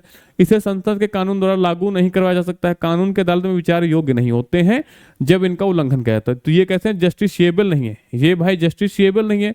ना तो आप देखेंगे कि आपकी फंडामेंटल ड्यूटीज और ना ही जो आपके DPSP है, दोनों ही कैसे नॉन जस्टिसिएबल है ना, दोनों ही नॉन जस्टिसिएबल है। तो जो विकल्प बी है वो आपके प्रश्न का यहाँ पर बिल्कुल सही उत्तर है। फिर उत्तर प्रदेश उच्च न्यायालय निम्न में से किस जिले में स्थित है? उत्तर प्रदेश उच्च न्यायालय जो है वो प्रयागराज में स्थित है। कहाँ पर? प्रयागराज में। और इसकी खंडपीठ कहाँ है? वो लखनऊ में। इसकी जो खंडपीठ है, जो सर्किट है, वो कहाँ पर है? लखनऊ में है। अगला है, भारतीय संविधान का कौन सा अनुच्छेद राज्यपाल को राज्य विधायिका का सत्र न होने पर अध्यादेश जारी करने के अधिकार देता है? किसको? राज्यपाल 213 के तहत अध्यादेश जारी करता है, और जो आपका राष्ट्रपति है वो आर्टिकल 123 के तहत अध्यादेश जारी करता है। अगला कह रहे हैं, संयुक्त राज्य लोक सेवा आयोग बनाने का अधिकार किसके पास है? तो ये भाई पास है अधिकार, किसके पास? संयुक्त लोक सेवा आयोग बनाने का अधिकार है पार्लियामेंट के पास। ठीक है, एक जो है अधिनियम लाती है, उसकी अधिनियम के तहत बनता है। तो ये कैसा है? ये कॉन्स्टिट्यूशनल बॉडी नहीं होगी। जो आप देख रहे हैं ज्वाइंट पब्लिक सर्विस कमीशन, ये कैसा है? ज्वाइंट पब्लिक सर्विस कमीशन जो है ये कैसा है? ये एक जो है स्टैट्यूटरी बॉडी होगी, बहुत दिमाग में रखना है ना। तो विकल्प यहाँ पर जो डी है बिल्कुल सही उत्तर है। किसको बनाने का अधिकार? संसद को अधिकार यहाँ पर दिया गया है। अगला, राज्य के राज्यपाल की नियुक्ति कौन करता है? राज्य के राज्यपाल की नियुक्ति करने का अधिकार किसके पास है? भारत के राष्ट्रपति के पास है, प्रेसिडेंट ऑफ इंडिया के पास जो है ये राइट है। अगला है, लोकसभा का सामान्य कार्यकाल क्या होता है? लोकसभा का सामान्य कार्यकाल 5 वर्ष होता है, और आपातकाल जैसी स्थितियों में इसके कार्यकाल को बढ़ाया जा सकता है। अगला है कि निम्न में से कौन सा शब्द 26 नवंबर 1949 में गृहीत भारत के मूल संविधान की प्रस्तावना का हिस्सा नहीं था? अखंडता, जो इंटीग्रिटी शब्द है, वो जो 42वां संविधान संशोधन 1976 में होता है उसके द्वारा इसको शामिल किया गया था। मूल संविधान में ऐसा कोई प्रावधान नहीं था। अगला, निम्न में से कौन सी विशेषता भारतीय संविधान की प्रस्तावना का हिस्सा नहीं है? भारत की प्रस्तावना में कहीं पर भी जो है संघवाद नहीं लिखा है ना। फेडरलिज्म जो है ये कहीं पर भी है, फेडरलिज्म हमारे संविधान में है लेकिन प्रस्तावना में नहीं शामिल है। इस चीज को समझना होगा। अब आप कहेंगे कि उत्तर प्रश्न गलत है। समानता की बात करता है, गणतंत्र की बात करता है, बंधुता की बात करता है, लेकिन फेडरलिज्म, हमारा संविधान फेडरलिज्म पर बेस्ड है, संघ पर आधारित है। हमने कनाडा से मॉडल ही अडॉप्ट किया है।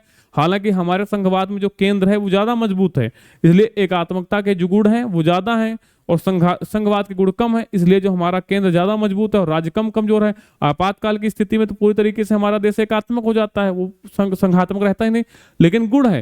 लेकिन प्रस्तावना में संघवाद जैसा कोई शब्द ही नहीं है, तो विकल्प जो बी है वो बिल्कुल यहाँ पर सही उत्तर हो जाएगा। अगला है राज्य में जिला न्यायाधीशों की नियुक्ति राज्य के पाल द्वारा, भारत के महान्यायवादी या राज्य के महाधिवक्ता, भारत का सर्वोच्च न्यायालय, राज्य के उच्च न्यायालय से परामर्श करने के बाद की जाती है ना, ये चीज आपको ध्यान रखनी है। अगला, मानव अधिकार संरक्षण अधिनियम कब आया है? मानव अधिकार संरक्षण अधिनियम जो है 1993 का है। विकल्प डी बिल्कुल सही उत्तर है। अगला है कि किस संवैधानिक संशोधन द्वारा अनुसूचित जनजातियों के लिए एक अलग राष्ट्रीय आयोग बनता है? एक अलग राष्ट्रीय आयोग बनता है यहाँ पर 1989 द्वारा। वहां जो संविधान संशोधन होता है, कब का है ये? 2003 में हुआ था, और 2004 में एक अलग आयोग बनता है अनुच्छेद 338 में, 338 में। और 338 में क्या है? 338 में राष्ट्रीय अनुसूचित शेड्यूल कास्ट वाला जो है वो कमीशन है, और शेड्यूल ट्राइब वाला किसमें है? 338 में है। और बीसी वाला है, बैकवर्ड जो क्लासेस है उनका जो कमीशन है वो किसमें? 338 बी आर्टिकल में है ना। तो ये आपका 89वां संविधान संशोधन हो जाएगा ना, यही तो होगा। क्या पूछ रहे हैं प्रश्न में? हाँ, जनजातियों के लिए, ठीक है। अगला है भारतीय संविधान का निम्न में से कौन सा अनुच्छेद वार्षिक वित्तीय विवरण यानी कि बजट, वार्षिक वित्तीय विवरण की अगर बात करें तो इन द सेंस ये किसकी बात कर रहे हैं? ये बात कर रहे हैं भाई बजट की। तो आर्टिकल 112 में। क्यों? क्योंकि हमारे संविधान में कहीं पर भी बजट जैसा कोई शब्द नहीं है, वहां पर क्या इस्तेमाल किया गया? वार्षिक वित्तीय विवरण की। तो विकल्प जो है ए बिल्कुल यहाँ पर सही उत्तर है। अगला है भारत में अंतरराज्य परिषद की स्थापना कब की गई? अंतरराज्यीय परिषद की स्थापना बताइए भाई कब की जाती है? कब की जाती है? 1990 में, या फिर आप देख रहे हैं यहाँ पर 1980 में, 1960 में, या फिर 1970 में? कब की जाती है बताइए? तो आप कहेंगे अंतरराज्यीय परिषद की जो स्थापना है वो पहली बार कब की जाती है? 1990 में। तो विकल्प जो सी है वो बिल्कुल यहाँ पर सही उत्तर हो जाएगा। अगला है कि भारतीय संविधान के किस भाग में मौलिक कर्तव्य शामिल किए गए? भाग जो आपका 4A है, इसमें मौलिक कर्तव्य रखे गए हैं ना। तो विकल्प जो बी है होगा बिल्कुल सही उत्तर होगा। अगला है कि राष्ट्रीय पिछड़ा वर्ग आयोग के अध्यक्ष और अन्य सदस्यों की नियुक्ति कौन करता है? तो ये राष्ट्रपति करते हैं। विकल्प जो आपका सी है बिल्कुल सही उत्तर हो जाएगा। सब बता चुके हैं, अब बार बार डिटेल में वही चीज करेंगे तो मतलब क्या है, फिर बोरिंग क्लास हो जाएगी।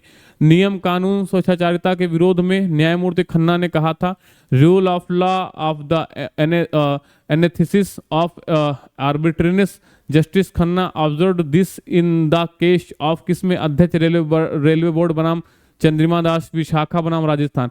ये तो जो विशाखा गाइडलाइन यहां से निकल के आई थी ना विशाखा वाले केस में, तो ये तो बिल्कुल नहीं होगा। 2 बार ये ऑप्शन आ चुका है, इसके पहले भी आया था।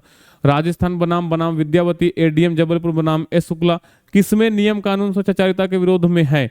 ये सब एक तो मूल विधि के प्रश्न हैं, जो ये महत्वपूर्ण जो जजमेंट है इनको भी आपको ध्यान देना होगा।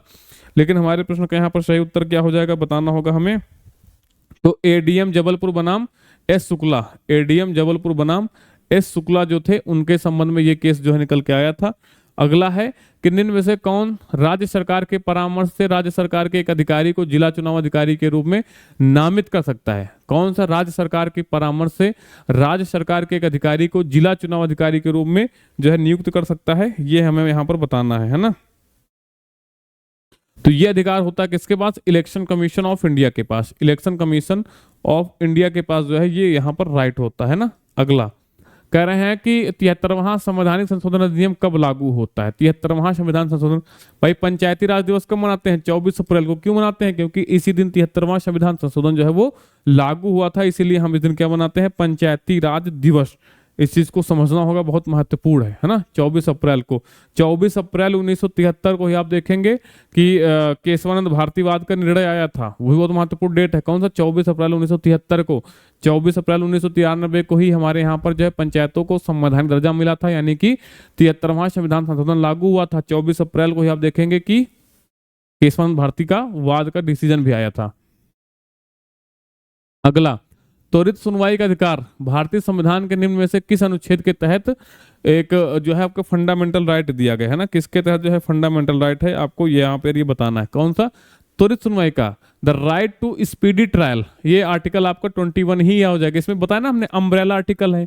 अगर पूछ लिया जाए कि जो आपके मूल अधिकार के अनुच्छेद उनमें कौन सा छाता जो कानून है, छाता अधिकार मूल अधिकार है, तो आपका आर्टिकल 21 ही है। अगला, घरेलू हिंसा से महिला संरक्षण अधिनियम के तहत घरेलू हिंसा की परिभाषा में शामिल क्या नहीं है? आर्थिक शोषण, शारीरिक शोषण, सामाजिक शोषण, यौन शोषण। घरेलू हिंसा से महिला संरक्षण अधिनियम के तहत घरेलू हिंसा की परिभाषा में जो है क्या नहीं शामिल किया गया है? अगर नहीं शामिल किया गया तो भाई गलत, इसमें तो मुझे चारों ही लग रहा है कि होने चाहिए।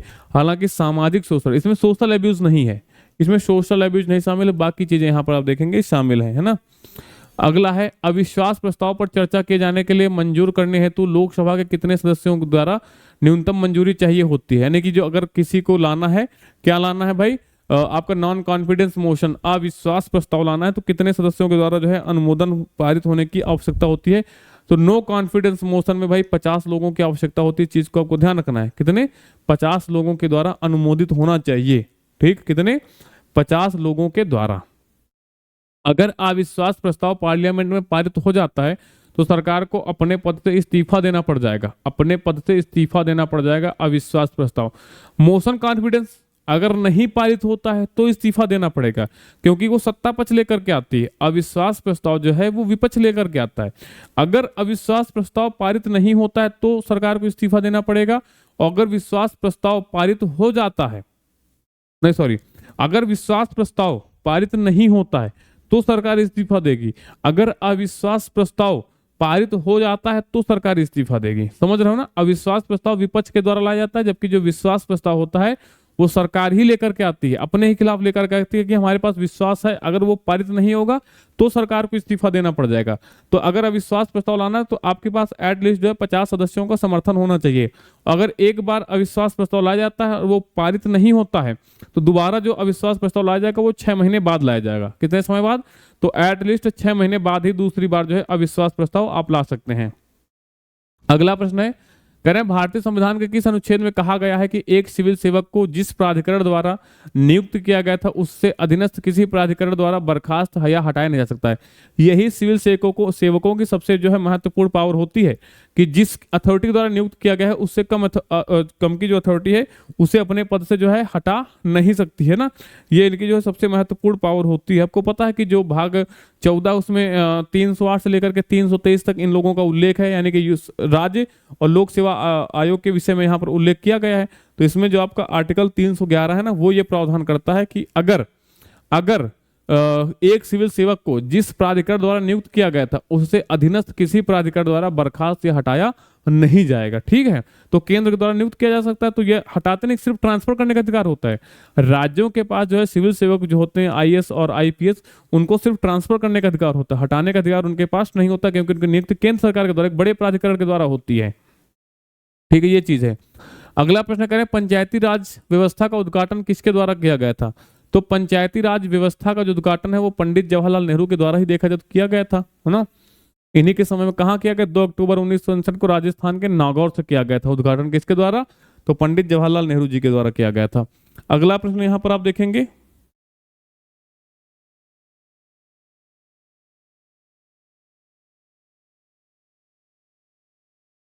अगला जो प्रश्न है, भारत सरकार के एक शासनात्मक प्रस्ताव द्वारा राष्ट्रीय विकास परिषद की स्थापना कब की गई थी? राष्ट्रीय विकास परिषद की जो स्थापना है वो 6 अगस्त 1952 को की गई थी। 6 अगस्त 1952 को राष्ट्रीय विकास परिषद की स्थापना हुई थी। तो विकल्प जो सी है वो प्रश्न का बिल्कुल यहाँ पर सही उत्तर है। अगला है, कह रहे हैं भारतीय संविधान के अनुच्छेद 352 में किस संवैधानिक संशोधन अधिनियम ने मूल वाक्यांश आंतरिक अशांति को सशक्त विद्रोह के द्वारा जो है परिवर्तित कर दिया है? तो 44वां जो संविधान संशोधन हुआ था मोरारजी देसाई की सरकार में, उसके द्वारा जो है आंतरिक अशांति को हटा करके क्या कर दिया गया था? वहां पर आर्म्ड रिबेलियन या फिर यानी कि सशस्त्र विद्रोह शब्द से हटाया गया। सब बता चुके हैं डिटेल में आपको। भारत के संविधान के किस अनुच्छेद में राष्ट्रपति को उनको कार्यों के संचालन में प्रधानमंत्री की अध्यक्षता में मंत्री परिषद द्वारा सहायता और सलाह देने का प्रावधान जो है वो किया गया है ना? हमें ये बताना है। तो ऐसा कहता है आपका कौन सा? आर्टिकल 74 की एक मंत्री परिषद होगी, है ना, जिसमें देखेंगे कि प्रधानमंत्री की नियुक्ति राष्ट्रपति करेगा और अन्य मंत्रियों की नियुक्ति जो है राष्ट्रपति प्रधानमंत्री की सलाह पर करेगा। यह भी प्रावधान है, कानूनी प्रावधान है। अगला, भारत के उच्चतम न्यायालय का उद्घाटन किस वर्ष किया गया था? तो आपको पता है कि 28 जनवरी 1950 को किया गया था। तो विकल्प ए बिल्कुल सही उत्तर है। अगला है, भारतीय संविधान के निम्न में से किस अनुच्छेद के तहत सांस्कृतिक और शैक्षिक अधिकार प्रदान किए गए हैं? सांस्कृतिक और शैक्षिक अधिकार आर्टिकल 29 और 30 में दिए गए हैं। अगला प्रश्न कह रहे हैं, भारतीय राष्ट्रीय राजमार्ग प्राधिकरण अधिनियम 1988 कहां तक विस्तारित है? उत्तर पूर्वी राज्यों को छोड़कर संपूर्ण भारत में, जम्मू और कश्मीर राज्यों को छोड़कर संपूर्ण भारत में, या फिर संपूर्ण भारत में, या फिर उत्तर पूर्वी राज्यों को छोड़कर के संपूर्ण भारत में कहां तक विस्तारित है? हमको यहाँ पर ये भाई बताना है ना, कहां तक ये विस्तारित है। ये चीज यहाँ पर बहुत महत्वपूर्ण हो जाती है। तो जो आप देखेंगे, नहाई इसको नहीं बोलते हैं, national highway authority of India, इसी को बोलते हैं national highway authority of India, जो कि आया था 1988 एक्ट के तहत बना था, होल इंडिया यानी कि संपूर्ण भारत में विस्तारित है। तो विकल्प जो ए है वो बिल्कुल यहाँ पर सही उत्तर हो जाएगा। जनहित याचिका की शुरुआत होती है 1988, 1986, 1976, 1950। कब हुई थी जनहित याचिका की शुरुआत, हमें ये बताना है। तो आपको ध्यान रखना है कब, 1976 में। तो जो विकल्प सी है वो प्रश्न का यहाँ पर बिल्कुल सही उत्तर हो जाएगा। फिर अगला प्रश्न है आपका, भारतीय संविधान का कौन सा अनुच्छेद उच्चतम न्यायालय को भारत के क्षेत्र में किसी अदालत न्यायाधिकरण को अपील करने के लिए विशेष अनुमति प्रदान करने के लिए अधिकृत करता है? बताइए भाई, कौन सा उच्चतम न्यायालय को भारत के राज्य क्षेत्र किसी भी न्यायाधिकरण में अपील करने के लिए विशेष अनुमति प्रदान करता है? आर्टिकल 136। अगर आपने सही तरीके से आर्टिकल्स को पढ़े तो बड़ी आसानी से इसका उत्तर दे देंगे, थोड़ा सा समझ करके। सबसे पहले ये बताओ कि जो सुप्रीम कोर्ट का उल्लेख जो है किस अनुच्छेद से लेकर के किस अनुच्छेद तक किया गया भाई? किस अनुच्छेद से किस अनुच्छेद तक है? क्या जहां पे सुप्रीम कोर्ट का उल्लेख है वहां पर क्या आर्टिकल 327 आता है? क्या वहां पर अनुच्छेद 251 आता है? आप कहेंगे बिल्कुल नहीं। तो उत्तर क्या हो जाएगा? विकल्प या तो ए होना था या तो सी होना था। अब सी होगा नहीं, तो विकल्प जो ए है इस प्रश्न का बिल्कुल सही है। अगर फिर भी आपको दो विकल्प एलिमिनेट करने थे तो आप बी और डी को तो एलिमिनेट कर ही सकते थे ना, इस तरीके से। तो चलो अच्छा, अगला प्रश्न है, कह रहे हैं कि एक धन विधेयक के मामले में अनुशंसा करने हेतु राज्यसभा के पास